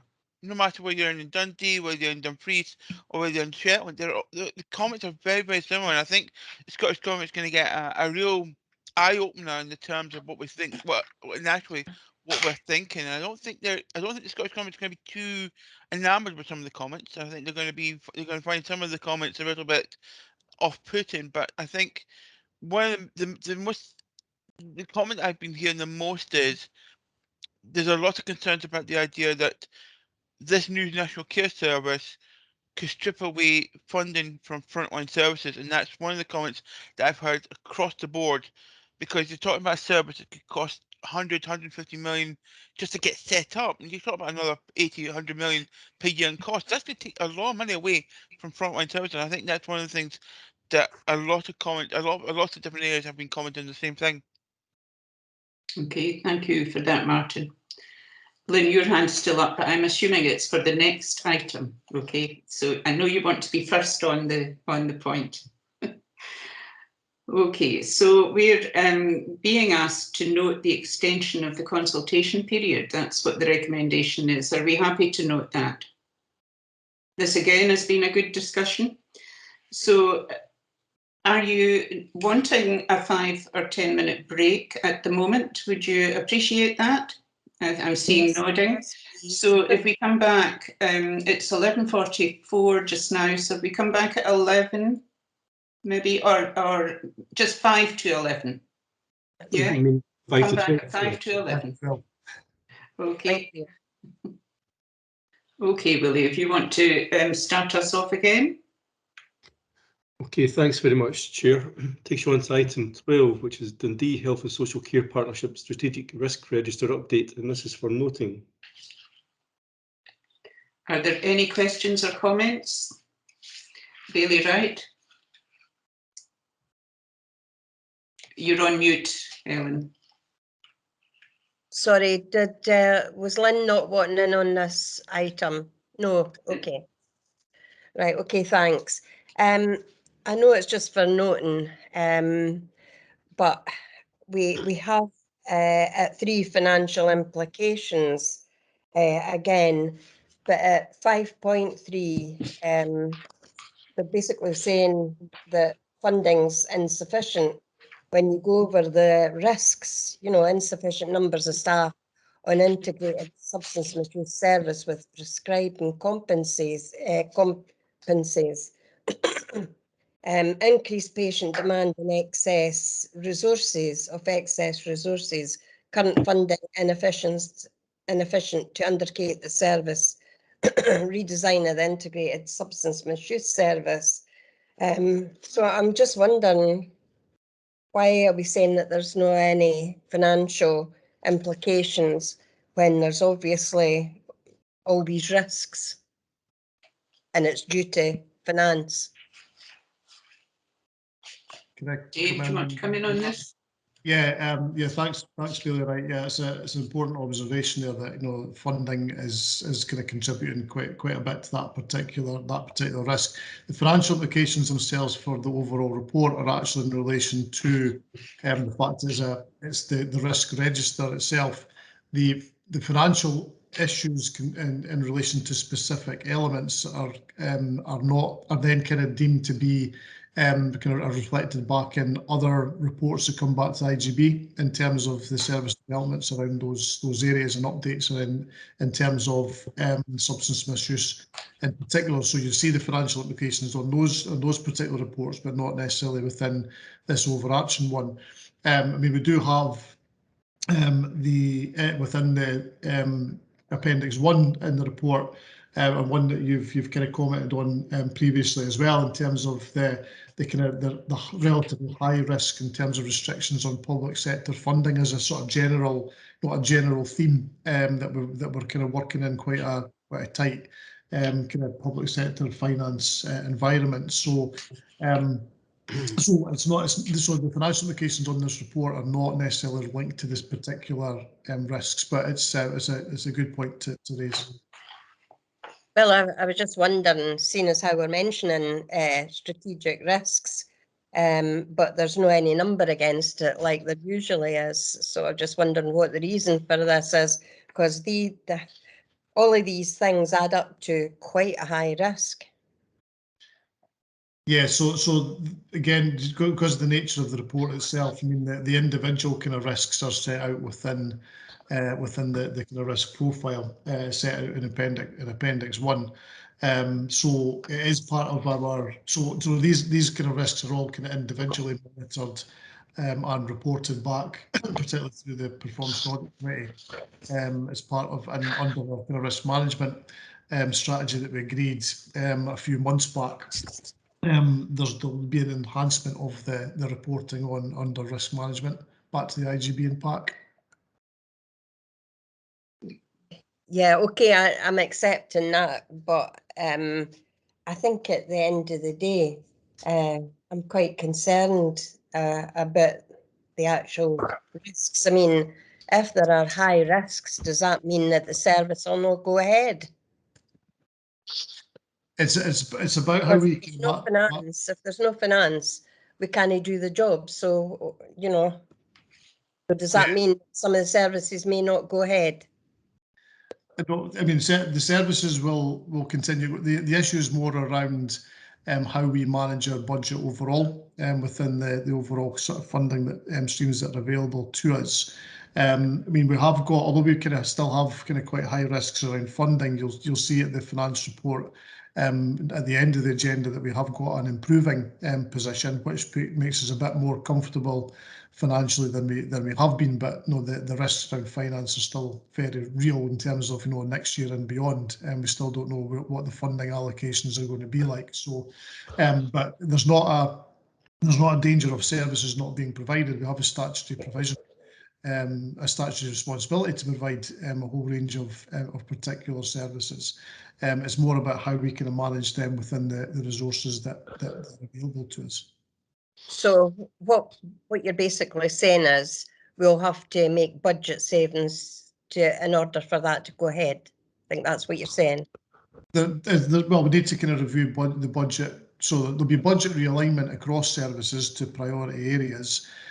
We continue to explore all the kind of range of new funding that's coming in. We're still awaiting some detail on some of the Scottish Government funding announcements that have been made recently in terms of, you know, what we can spend the additional resources in. So for example, there's an additional £300 million had been announced for health and social care in the last kind of couple of weeks.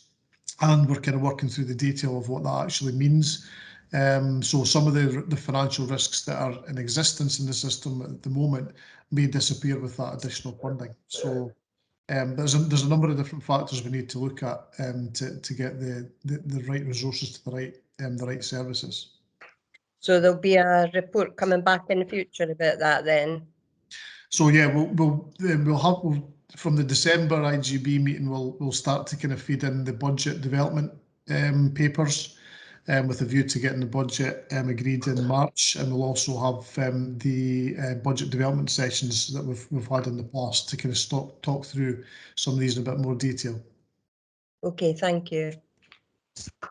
Just to reassure you, Helen, there are funding applications going forward from the GP sector to look at the holistic care of those who are using drugs, because they're an increasingly frail population and they're needing more of a real care rather than just focusing on the drug problem. So I know that's going ahead.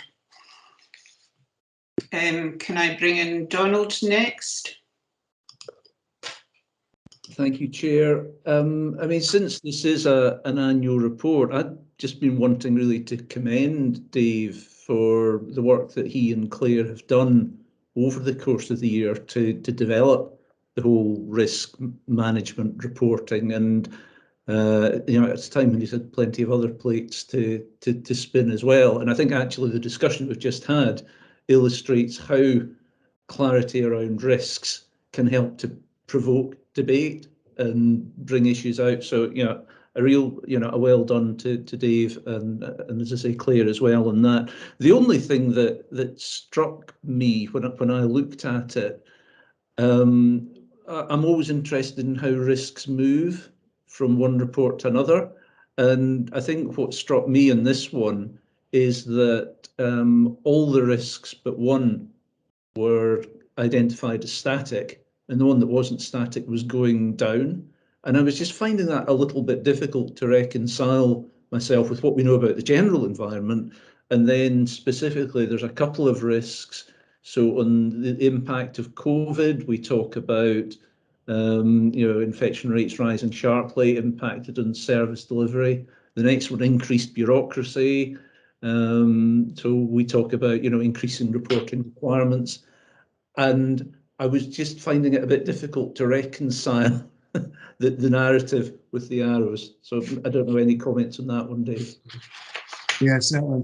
Thanks for your comments about the work that's been done to date, and I'd like to thank Claire as well formally for all her time and effort on this. Yeah, in terms of the kind of status, in terms of things moving or not moving, as the case, because we're using the Pentara risk management system now in terms of how we kind of manage risk. The report, so the appendix 1 is a report that's been pulled off in effect from that system, and that is updated kind of quite regularly. So you say there the date last reviewed for most, I think, if all of these was the 28th of August, and then the time period before that, I think from memory, was around about the end of June. So things may have moved. So in terms of this being an annual report, what we need to do is kind of almost like take a point in time to say that's where it was in, say, kind of October 2021. So the next report will say, well, where does it move to by we get to kind of 2022? Because you're only seeing you're not seeing the full picture there. You're just seeing that's happened over the last 2 months, and nothing's really changed around that, other than, as you say, the one which we're flagged now, which has gone down, which is about the leadership capacity, as we've kind of developed our senior management structure further. So, but yeah, I think for future ones, we'll kind of try and do it as a, from here till there. Got it, Dave. I wasn't quite clear what the reporting period we were on, so that explains it. Thank you. Thank you. Okay, thanks very much, Donald, for your question, and Dave for your answer. I think it might be Emma next, Emma Fletcher. Thank you. Yeah, this was really interesting to see. I think the question is for my own awareness in terms of IJB governance and reporting. So apologies if this is well known to others. But in terms of the DDARS service that has been identified as a significant risk, even with the proposed and planned controls remaining at 25, I'm just wondering where there is the opportunity for the IJB to ensure appropriate scrutiny and governance as to the plans going forward, the implementations, any failure to implement, and how that is included in the governance structure for the IJB, and whether we as an IJB will have sight of that. I'm aware, for example, the MAT standards is a ministerial priority, and we have a time frame against which we have to deliver those. Some of those MAT standards lie out with the DH&SCP gift, but some of them definitely are within the IJB and DH&SCP delivery. The other thing is just to reflect in terms of that annual reporting mechanism, where there are significantly high risks. What do we do as an IJB? Do we get updates on the high risk ones before the year update? Because it would be a bit uncomfortable to be sitting there and not knowing when that will be next coming. Thanks. Okay, thanks for those questions. So in terms of the first question, so we have had reports taken to the IJB around which kind of impact on, well, where Dundee Drugs and Alcohol Recovery Services right at the heart of it in terms of the response to the Dundee Drugs Commission. And there are a number of commitments within future reporting around coming back with kind of updates around that. So the IJB should get a good opportunity to scrutinise the kind of progress and the kind of pace of developments within that particular side. In relation to the second part, so this is an annual report that goes to the IJB. The Performance and Audit Committee will receive more regular reports in terms of kind of risk management and the risk register, and we'll have that chance to scrutinise why things have not moved or kind of what's been done around various aspects as well. So, happy to take any sort of kind of feedback around whether people feel that is sufficient. I know we're still kind of relatively in our infancy around our development around risk management with the strategy being developed. But happy to kind of take any comments around that. As chair of PAC, Dave, I think it would be really useful when we've got these high risk things that we're bringing to PAC, if we could include that in the assurance reporting, which goes to every IJB. And then that would keep the IJB members aware of where the risk lay. Okay, Raymond? Thanks, Chair. And sorry, Dave, for taking you back a wee bit to the same question that the councillor was asking regarding drug and alcohol services and the funding, because that's the bit that I was sort of confused with. Was, is it funding we're looking for? Is it the current funding we're looking for? Is it additional funding?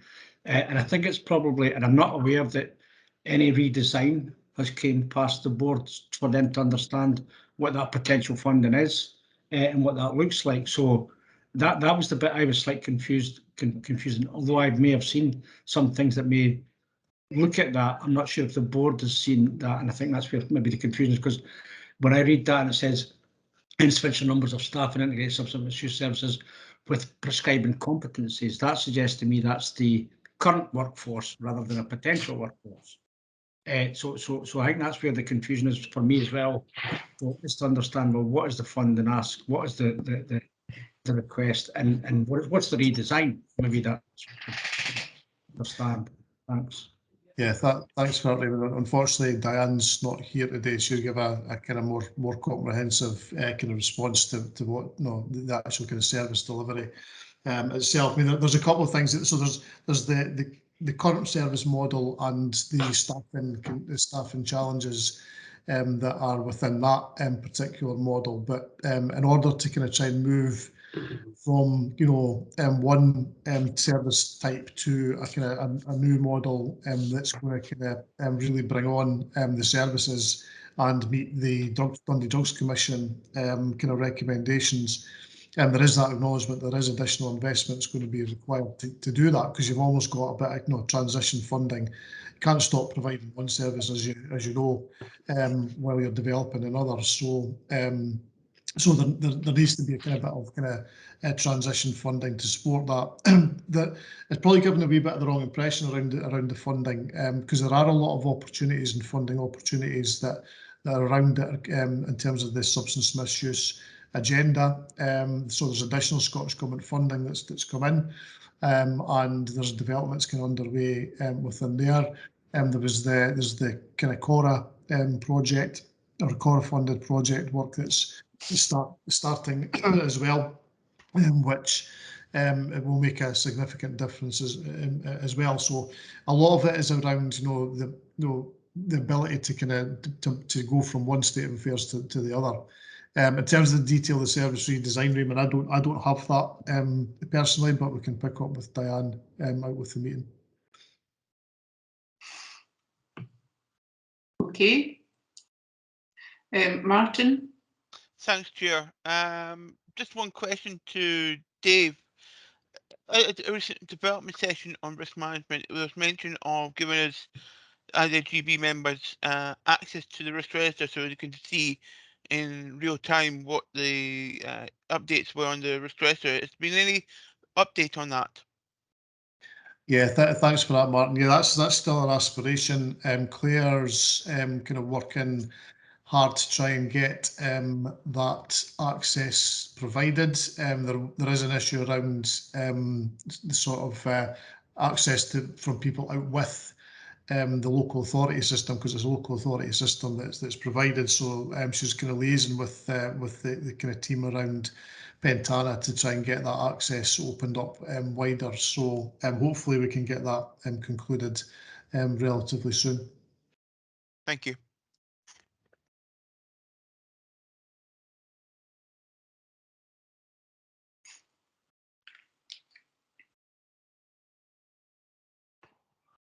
Can't see any more questions or hands up. I can't see any more questions. I'm looking for hands. I don't see any more hands. So, Willie, can we go through the recommendations for that? Yes, thanks very much, Chair. In terms of recommendations for item 12, you're asked to note the work undertaken throughout the year in relation to strategic risk management as set out in section 4 of the report. Note the description of the most recent highest risks identified and reflected in the updated strategic risk register as being staff resource in Dundee Drug and Alcohol Service as set out in sections 5.1 to 5.3 of the report. You're asked to note the emergent risk for mental health services as outlined in section 5.5 of the report. And finally, to note the most up-to-date extract from the strategic risk register as set out in appendix 1 to the report. Okay. I'm not seeing any dissenters, so we'll approve the recommendations. Thank you very much, Willie, and thank you, Dave, for that report. So if we go on to item 13, the carers strategy, a caring Dundee. Is this you, Jenny?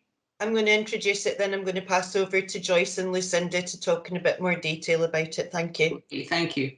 This is a Caring Dundee 2, 21 to 24. And as you'll know, the Carers Act introduced a duty on us to prepare a local strategy, and a Caring Dundee was approved by the IJB in 2017.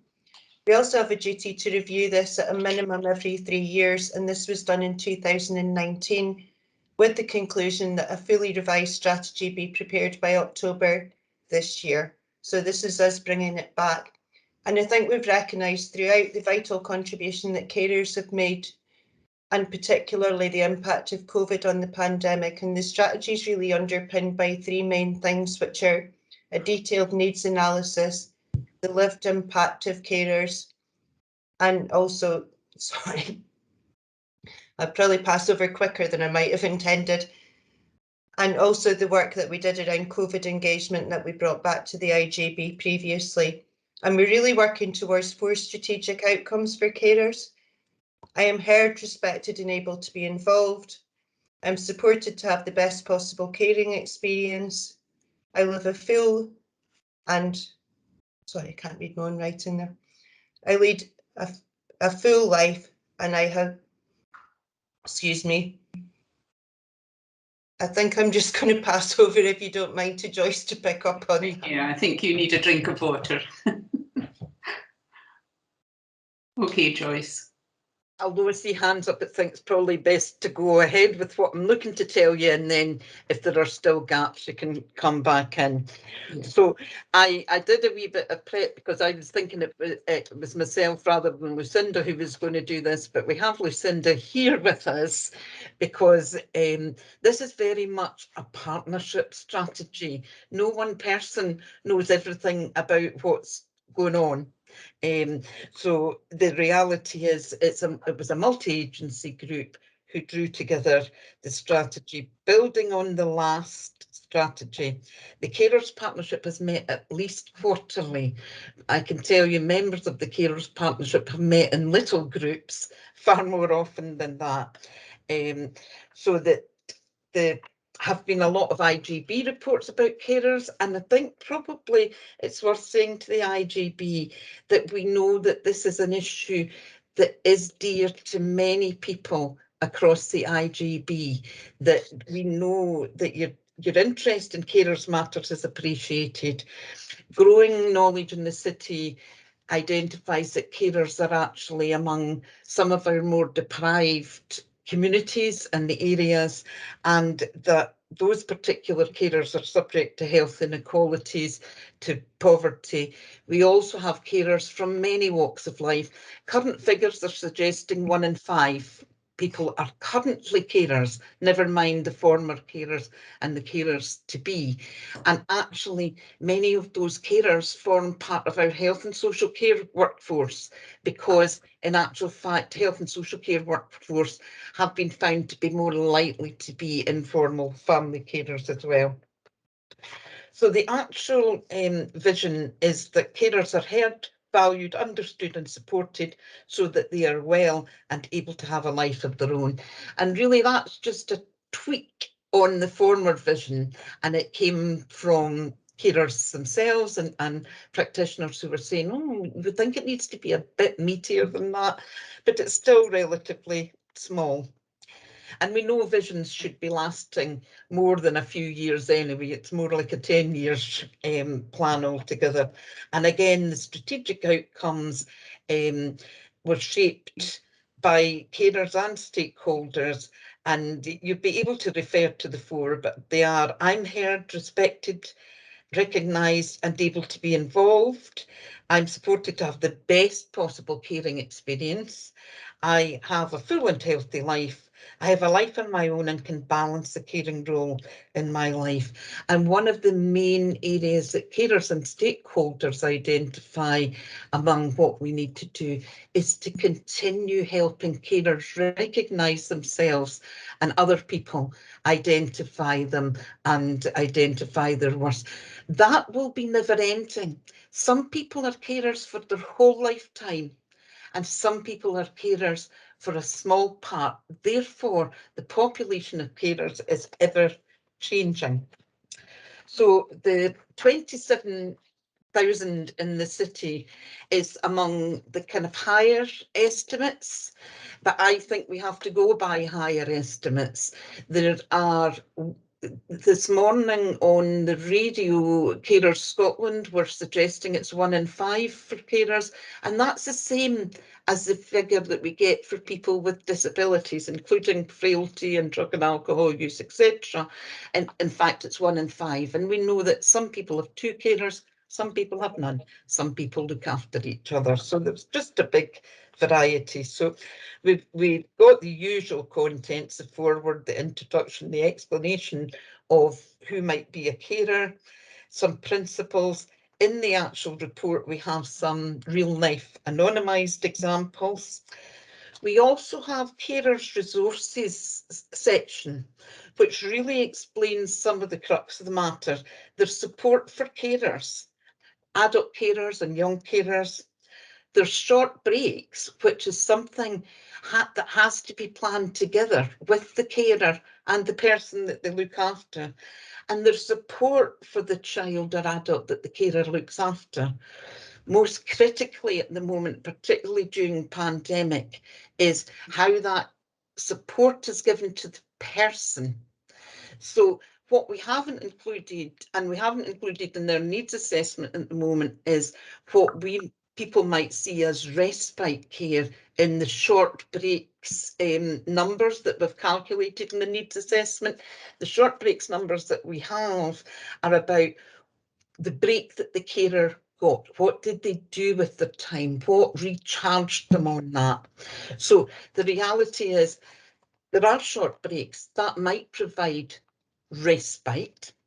It might actually be a respite care admission to a unit or a care home, but there's also lots of other ways carers have breaks.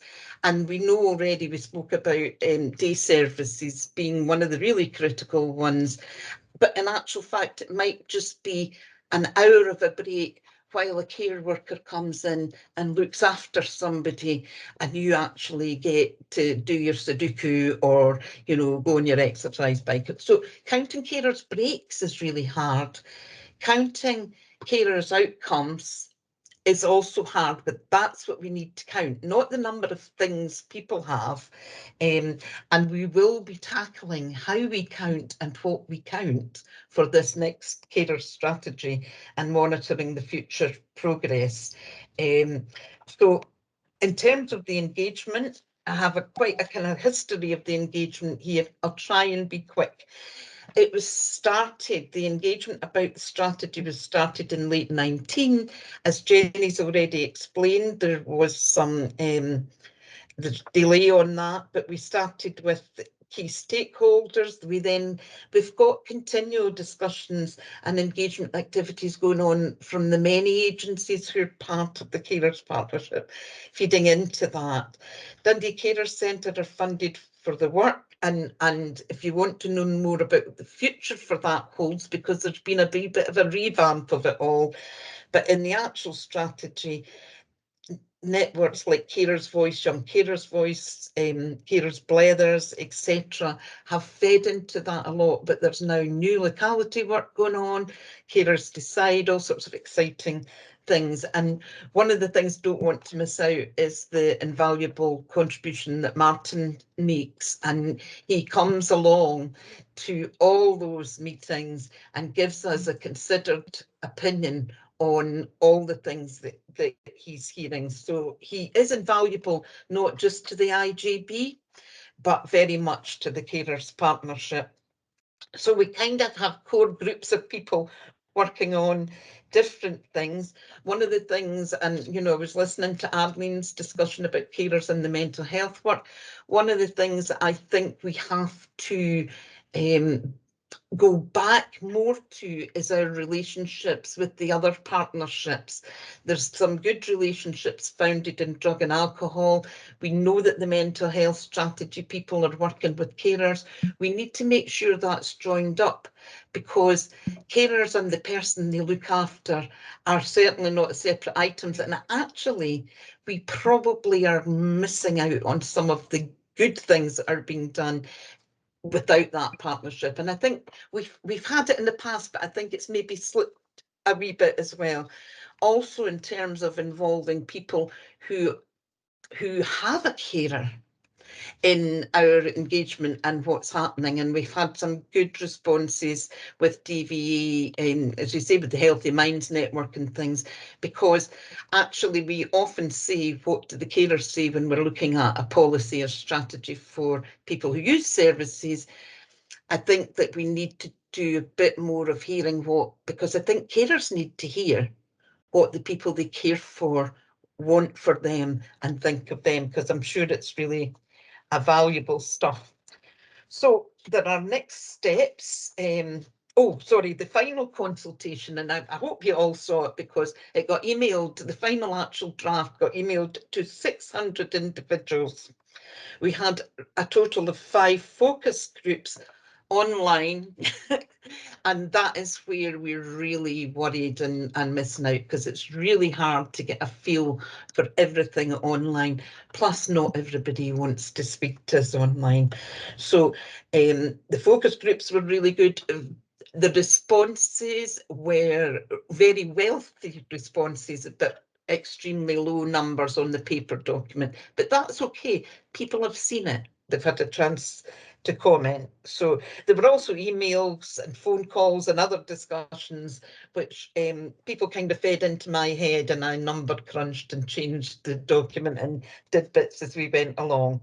So we will have a delivery plan. The aim is March next year. I think it's actually, that's probably one of the things that Jenny needed to see but couldn't quite get it out. So we will be working really hard on the delivery plan, and we will be using those work stream groups that have already been formed over the COVID engagement, where work streams picked up in areas that would be helpfully funded by the Carers Investment Plan. Having said that, not every part of what needs to be done is actually about the investment from Carers Act, so then there are likely to be other working groups to get a plan for next year. We will have measures of success for the plan. Talking about accessible information, we've given you a 1-page for the carer strategy, and I hate to call anything easy read because some people can't manage it, what somebody else described as easy read. So I say accessible, or a short summary, or information about whenever I get the chance. We need to, carers' health and well-being needs to be made more sustainable, and we need to look at the short break services statement, which was issued in 2019. We already had plans that we would work with carers in making that statement much more accessible. There will be a time to work on that. We were going to consult at the same time as the strategy. Really very difficult at the moment when the respite side of short breaks is one of the things that carers are saying we need that we need that to be in place. So I think it's a bit like asking a student, what would you like your fresher, what you'd like your graduation to be like. It's early days for these, you know, it's early days for people getting the respite they need. So I think that we need to take a bit of time to get them to look at accessibility. I'm hoping that young carers can maybe start the ball rolling with something that's maybe a video or something else to tell them about the strategy, and we can look at how we tell other people and give the updates on what's going along. Although the Dundee Carers of Dundee hub has been a fabulous way to let people know what is happening. So Joyce, we'll have to. Joyce, you're so passionate. It certainly comes over in a big way, and I'm just wondering if Lucinda wants to come in and add anything. I think the engagement stuff, maybe particularly Lucinda knows more, and the partnership bit both Jenny and Linda and Lucinda are responsible for. I think Trudy, just to say that, you know, the Carers Partnership have worked so hard over the last 12 months. We've met pretty much monthly.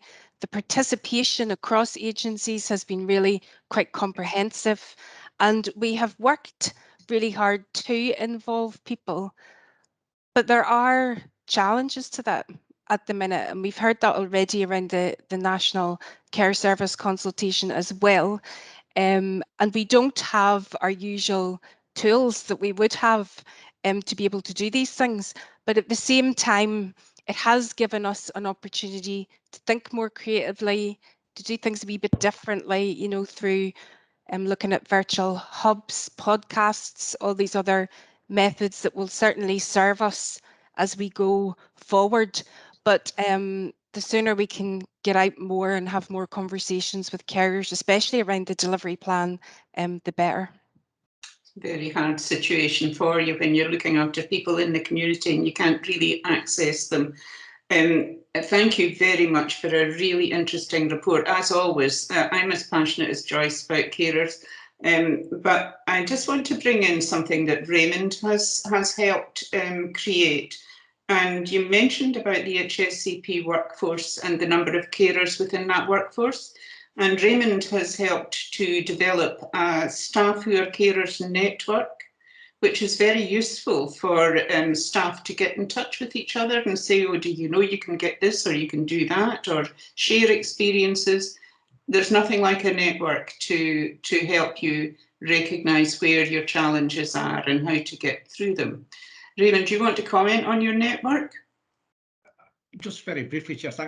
I mean, I think it's in its early stages. I mean, it has been going for a while, but due to also COVID and stuff, it was sort of slowed down a pace. But it's really, I think this is a great paper. It gives a lot of detail in there, a lot of support, and I think that's something that, as carer networks across the different areas across Tayside, should all be linking in. You know what I mean? Being a carer in Dundee or Perth or Angus is the same thing. And I think particular, it's for ourselves, it's particularly around staff who are carers and the impact it has on them. Trying to be a carer and hold on a job, per se, and also how the employer can support them to do that. And that's the discussions that we'll have within the carers group, and we'll get their experiences and hopefully try to improve those conditions for people who are carers, which, Joyce, I think you said, I mean, there's a lot of people need to understand that they are a carer. You know what I mean? And that's sometimes difficult. I think Trudy, you were there and someone commented to us once and says, yeah, but I just look after my husband.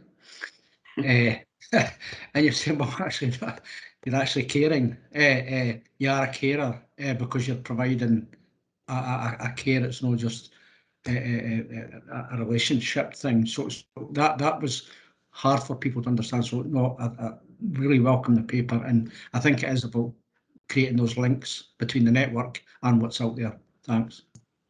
Joyce, one final word before we let Councillor Shorten. All all the council and NHS employees in health and social care have access to the NHS employee groups. So, and that includes the carers one. So that's sent out and people are invited to take part in that. There's also a council group for carers, although hasn't met so much recently. My HR colleague, I think, has been tied up in lots of other things. But yeah, certainly and Dundee Carers Centre supports the council group. They send along a member of staff to be part of it. So those, yeah, there are some of those places there, but we can always have more. Yeah, thanks very much, Joyce and Lucinda. Great paper, and Jenny as well. Jenny, you need a hot water bottle and your bed, I think. Lynn, Councillor Short, do you want to come in? Yeah, thank you. Basically, the numbers are staggering, the amount of people that are involved in caring in the city. 27,000 is just incredible. And looking at the report, of those 27,000, 15,000 are in receipt of carers allowance. So I'm just not quite sure how that sort of equates, and are there people who are not benefiting from what they should be benefiting? When the carers allowance supplement went through, the press release that went with it, and these aren't my words, these are the words of Sebastian Fisher, the chief executive of Vocal, which is an Edinburgh carers organisation. Unpaid carers have propped up the health and social care sector, and it is vital that they are recognised in the way that they deliver real positive impact. Incredibly important part of society and everything that they do. And how do we ensure that they have that access to the pipeline that recognises what they should be? And the other thing was, within the report, and this is probably, again, my naivety, but it talks about the fact that there was 130 carers' health checks carried out on an annual basis. And then 72% of carers reported their mental and physical health had deteriorated. Is that 130 people? And should we, I know that a lot of people benefited during lockdown because they had calls coming in to ask them how they were when they were in shielding. Do we do enough communication? Because obviously health professionals will be speaking to the person who is being cared for, but what about the person that is actually caring, if that makes sense? I'll try and keep control of my nose to come in on those points, and I think Lucinda will probably want to add a bit to that. These are exactly the issues that have come up that we've identified, particularly around financial inclusion for carers. And as we're setting out the delivery plan, and also in the work we've done around the investment plan, areas of priorities for us to try and improve that. So the simple answer to your question is, are carers accessing everything they're entitled to? Almost certainly not in many cases. So that's a big bit of the work that we'll be taking on going forward. And I think the other point about the impact on their physical and mental well-being is really significant in terms of the work that we're doing to try and get better at identifying where that's an issue and find ways of intervening. And I don't know, Lucinda, would you want to add to that in terms of some of the specifics? Yeah, of course. I think the most important thing to note as well is that people who will be in receipt of the supplement are currently receivers of carers allowance. So if you're not entitled to that, or you're not receiving that, then you won't benefit from that additional resource. So we still will have carers who are in financial hardship.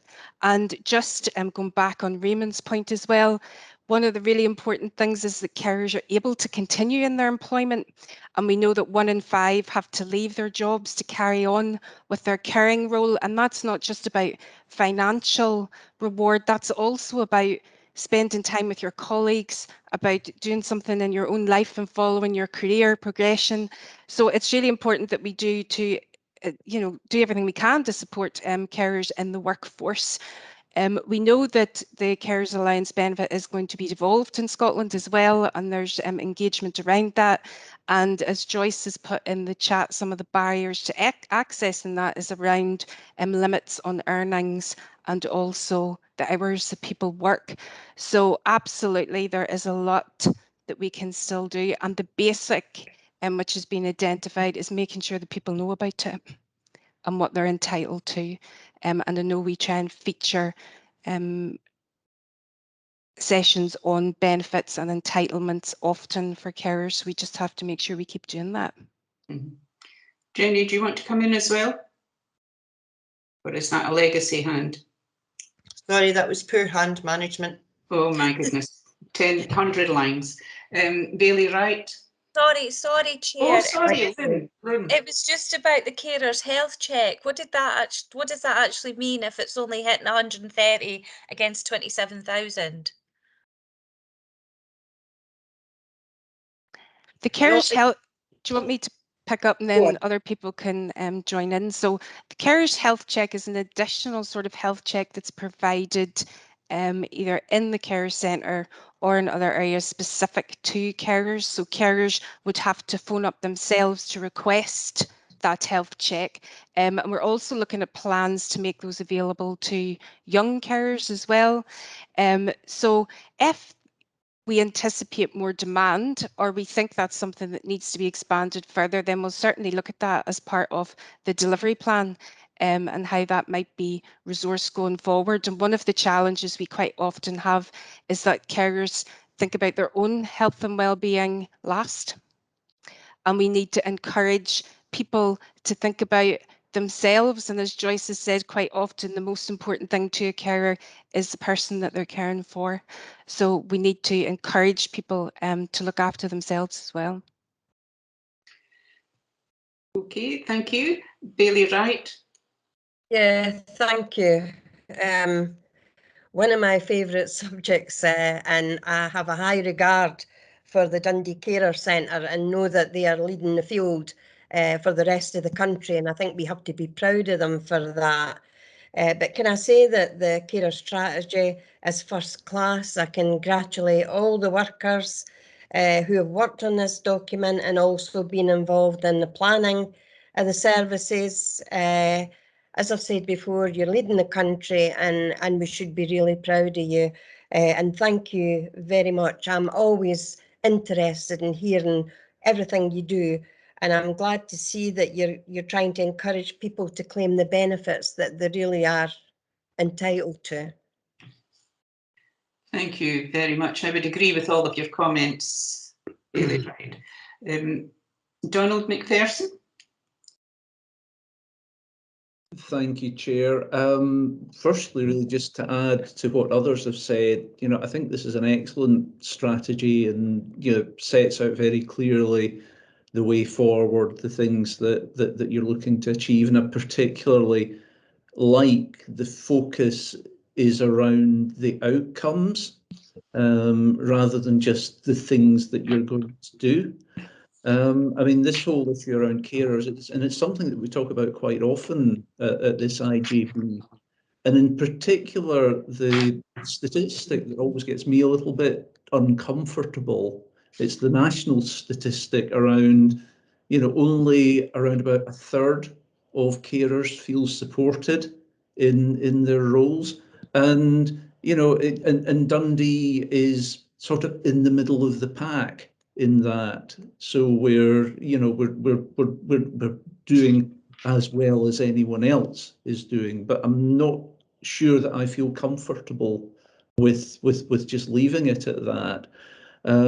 So as I say, I really welcome the outcomes and the fact that it's all around the carer's experience. I think the issue that I have is really for the strategy to be fully rounded, we need to have some sort of measures of success around that are specifically linked to these outcomes and look on them as key performance indicators. We need to have a baseline for where we are today, and we need to have an aspiration for where we want to be at the end of this period. And I know, Joyce, I think you mentioned that measures of success are going to come along in the future. I would much rather that they were actually embedded within the strategy. Now, I think all that I can do is encourage, because I'm very happy to approve the strategy as it stands today, because I think there's a lot of work in there and things that you need to be getting on with. For the future, I would much rather that we were seeing the measures of success now as an integral part of this decision. We are where we are, so I think my plea is that to ask you really to bring back those measures of success to us, as soon as you can. And also, I will be looking to see them very much aligned to the outcomes. There are 4 really important outcomes in this strategy, and I will want to see the things that we're going to do, and we will do lots and lots of things over the next 3 years, will actually be demonstrably achieving those outcomes. So great work. You've got a lot of work ahead of you, but thank you. Can I say that previously the measures of success have been recorded in the it's actually a 2-yearly performance report. So as well as being in part of the Health and Social Care Partnership annual performance report, we've done a separate 2-year performance report.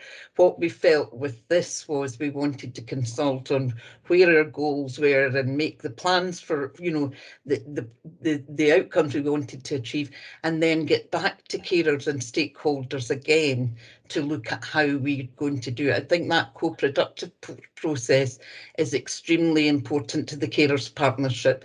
What we didn't want to do, and couldn't do anyway, because we'd promised we would bring the strategy, is we didn't want to wait until we had the delivery plan and the measures of success before coming back to you on it. Thank you, Joyce.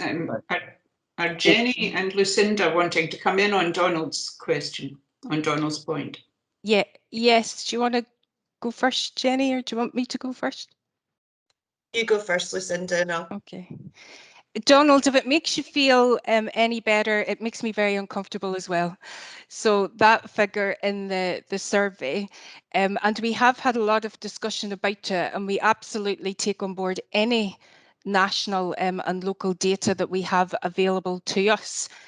But what we need to do, as Joyce has identified, is make sure that we're clear on what the measures are that are important to carers, and that we are able to demonstrate first and foremost to carers that we are moving in a direction that's having an impact.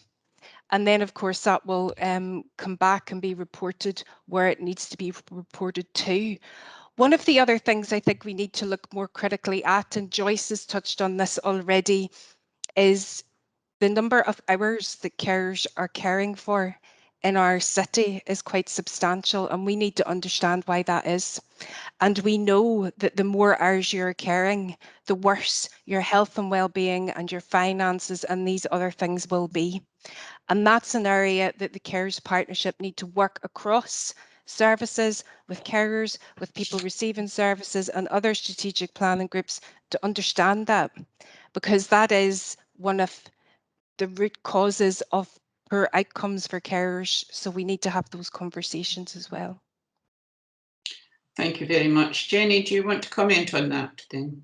Very quickly, I think the approach is, we know that there's an implementation gap, and our approach to that, just to confirm, is that co-productive approach with carers. So it's when we're producing the strategy, the delivery plan and the performance measures, we're working alongside carers in the hope that will start to bridge some of that gap.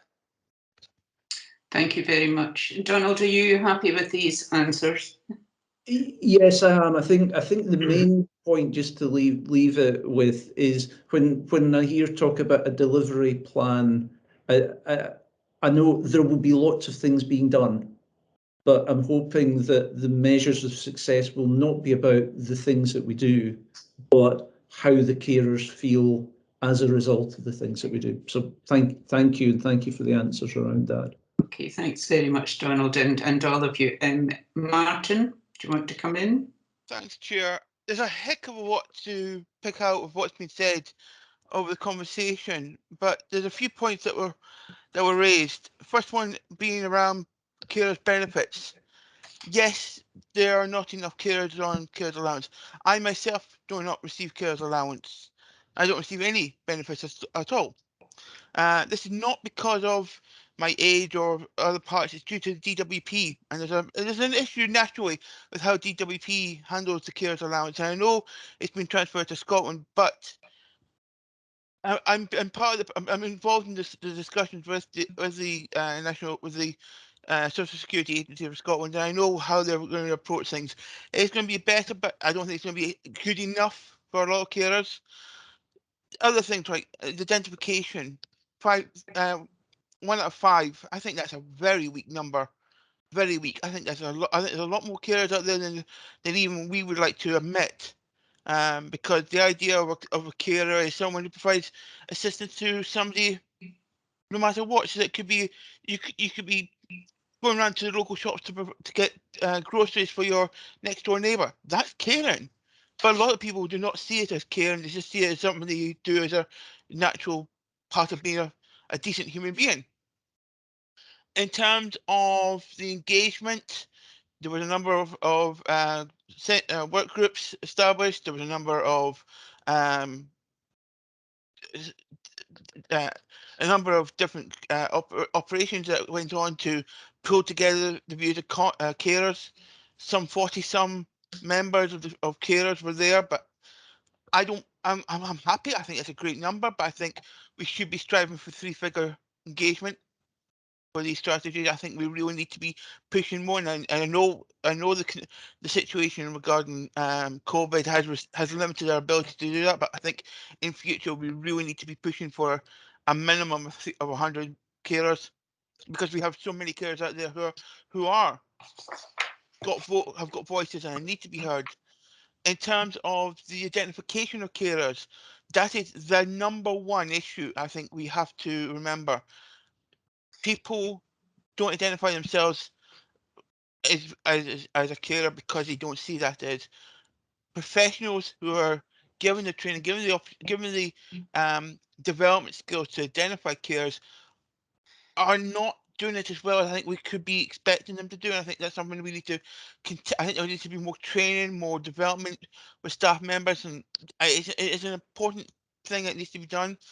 In terms of the other aspects of the report, of the strategy, it's a good strategy. It is a very good strategy, but is it the best strategy? No, there's always bits and pieces that you can improve upon, and I think it's something that we need to consider for future developments. Is where are the areas that we can improve upon? Where are the bits that we can just tweak and make just a bit better? I'm not talking about dramatic changes. I'm not talking about massive areas of development. It's just a small minutiae points that we could just tweak and make better. And that's all we really need to do, is that small amount of tweaking.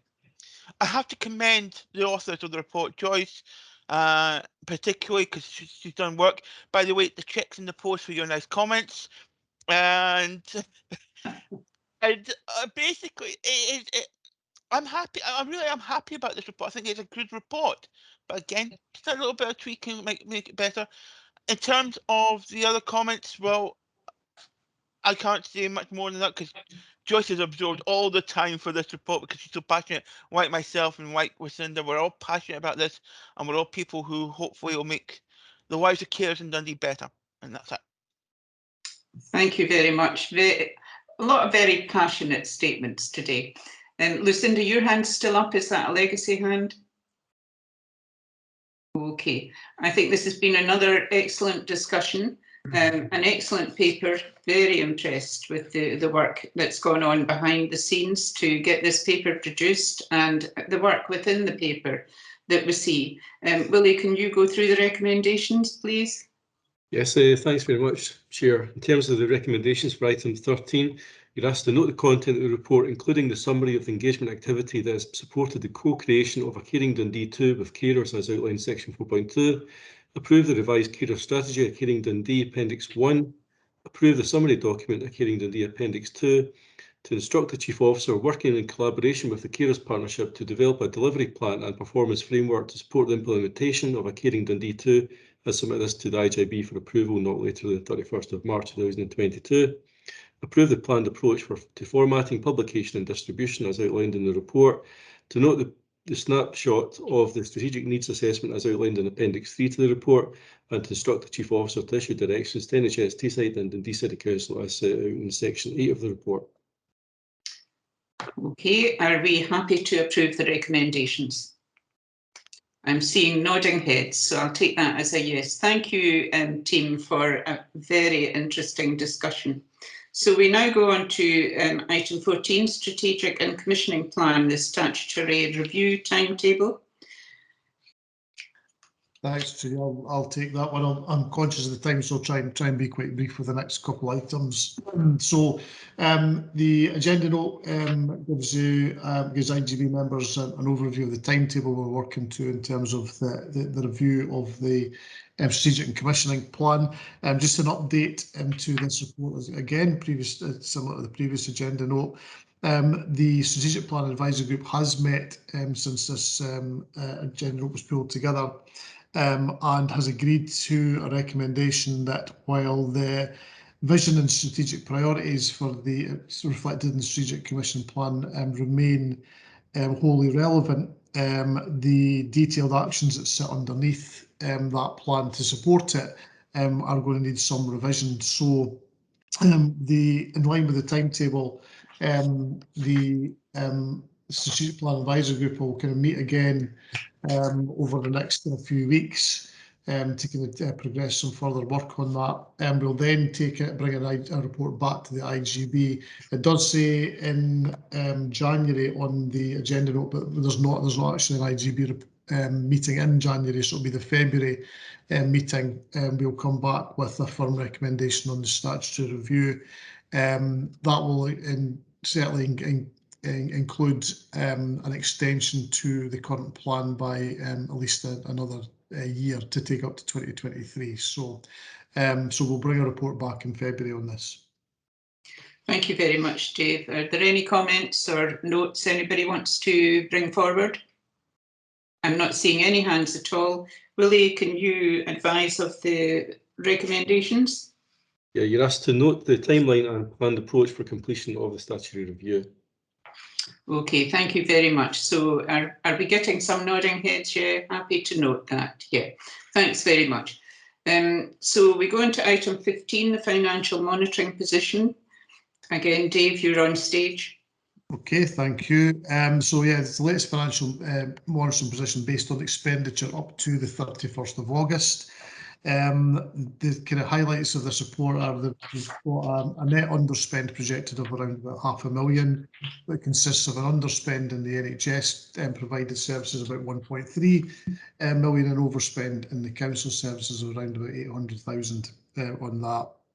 Our COVID spend is kind of still continues to be monitored separately, and we've got a table in terms of the report kind of setting out the spend pattern, albeit that's kind of based on the Q1 submission that was submitted to the Scottish Government.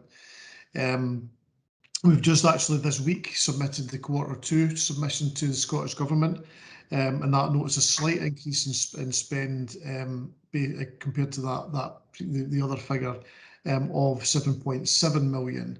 And the majority of that is in relation to an extension by the Scottish Government of the provider sustainability payments, which we had originally assumed were going to finish earlier and have been kind of extended up to the end of this financial year, and with under occupancy payments for care homes continuing up until October. So in terms of the report, there's not kind of an awful lot more I want to say about that, but happy to take any questions on the report. I don't see any hands at all, Dave. It looks like everybody's happy to accept what's in the report. So Willie, can you go through the recommendations, please? Yes, thanks very much, Chair. The recommendations for item 15 are that you're asked to note the content of the report, including the overall projected financial position for delegated services to the 21-22 financial year, end as at 31st of August 2021, as outlined in appendices 1, 2, 3 and 4 of the report. You're asked to note the costs and financial risks associated with Dundee Health and Social Care Partnership's response to the COVID-19 crisis as set out in section 4.5 of the report. And finally, to note that officers within Health and Social Care Partnership will continue to carefully monitor expenditure and develop a range of actions to mitigate any overspend. Okay, are we happy? I'm seeing Bailey Wright nodding and Councillor Short nodding. So yeah, we're happy to accept these recommendations. Thank you very much, Willie. So we go on to item 16, which is the annual complaints performance. That's page 283. So I'm picking that one up again.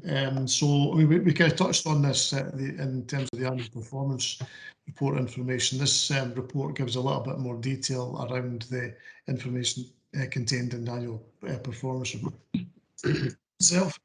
My voice is going as well now.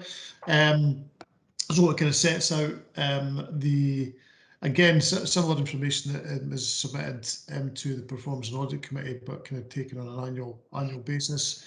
A couple of kind of things to note. There's new indicators that the Scottish Public Services Ombudsman's model complaint procedure kind of requires us to provide. And again, this is the first year we've done it, so we'll have kind of future years be able to kind of have a benchmark to base on. And that's kind of set out in section 6. The themes that are coming back in terms of the complaints are kind of, again, those highlighted in the annual performance report around attitude and behaviour and kind of failure to meet service standards, etc.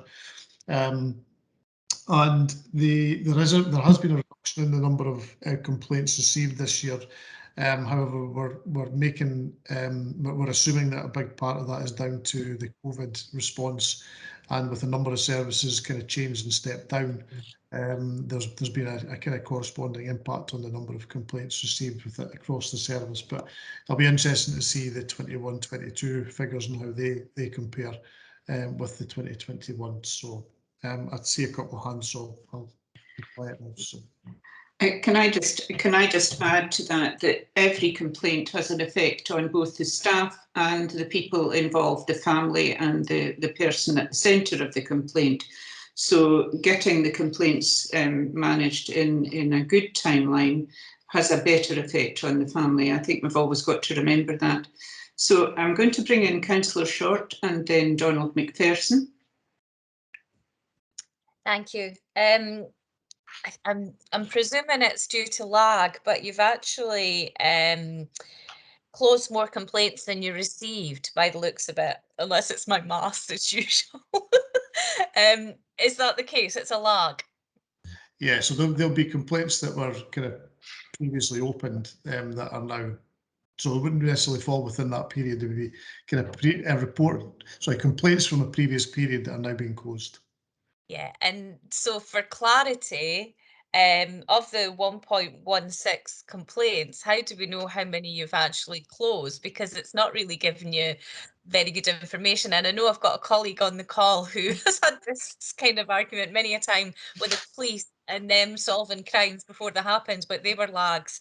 And so, I mean, is there a way that we can look at it clearer so that we know how many of the 1.16 were cleared within the sort of reporting time? So yeah, in terms of reconciling back to the 1.16 itself, because this is the new indicator that SPSO have asked us to kind of start to gather.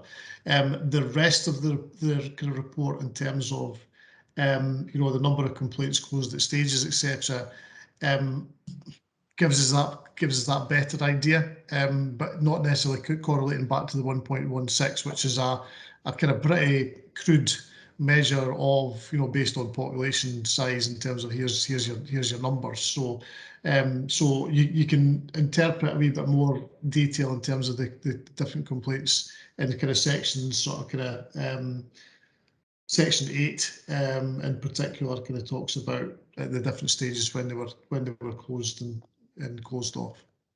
Yeah, and presumably you have to put in 1.6, sorry, 6.1 and 6.2 because that's asked for, because it's really it's not really necessary, is it? Yeah, that exactly. We're not seeing exactly what it gives, other than it gives a wee bit of an indication compared to other, in terms of benchmarking compared to other areas, in terms of with the number of complaints that we would receive. Is that not? And without seeing the rest of the figures, we don't know whether 1.16 is good or bad. Thank you, Dave. Okay, thanks, Dave. Donald, and then Martin. Thank you, Chair. Just a quick one, and it's on section 13.1. I mean, the report is generally quite helpful, lots of good numbers in it, so you can see percentages and whatever. And then when you hit 13.1, it tells you that several complaints have been referred to SPS. So some of these have not been upheld, and some have been partially upheld, which isn't really giving very much away. And it's just wondering whether we could get hard numbers around that, if not now, maybe outside the meeting. Yeah, thanks for that, Donald. Yeah, that is a bit of a gap there. So I'll ask Claire to provide that breakdown and get it sent out to IJB members. Thanks, Dave. Okay, Dave, is that another one for the action points? Yes. Martin, do you want to come in? I don't think Martin's hand was up, Trudy. I think you must have I've noticed this on a few meetings, that there's a kind of a lag with hands. Thank you very much for that report. It's very important that we do deal with complaints. My one question, Dave, is do the staff in the complaints department who are dealing with the members of the public who are complaining, do they get training and adequate support, debriefs if needed, to support them? Because sometimes it can be a bit traumatic. I'd have to admit that I don't know the answer to that, Trudy. I'd need to kind of check with Claire. See, Jenny's popped up, so she might have better overview than me. Okay, Jenny. I don't in relation to the NHS feedback team, who obviously deal with quite a lot of our NHS complaints, and I know that Cheryl always points out it's not actually a department, it's just her. I think that is a really important point in terms of the support, and we do provide a lot of support to Cheryl and Claire operationally, but I know that they do experience a lot of difficult interactions. Yeah, it is very hard for them, and it can be, I mean, it must be hard to go in and receive complaints every single day. So I think these staff need to be considered in regard to training and support, and trauma support as well. Okay, Willie, can you go through the recommendations for this report? Yes, thanks very much, Chair. You're asked to note the analysis of the 2021 Dundee Health and Social Care Partnership complaint performance as outlined in the report. To note the report submitted in a different format to previous years to comply with the Scottish Public Service Ombudsman request for specific data within the report. And finally, to note the associated risk assessment as outlined in section 6. Thank you. Okay, there's our duly noted.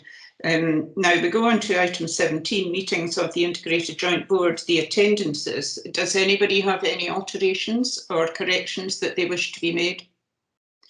Okay, we'll accept that, Willie. We've also got a list of the meetings of the Integrated Joint Board and the PAC Performance and Audit Committee, so please get these in your diaries. I'll not be there after March.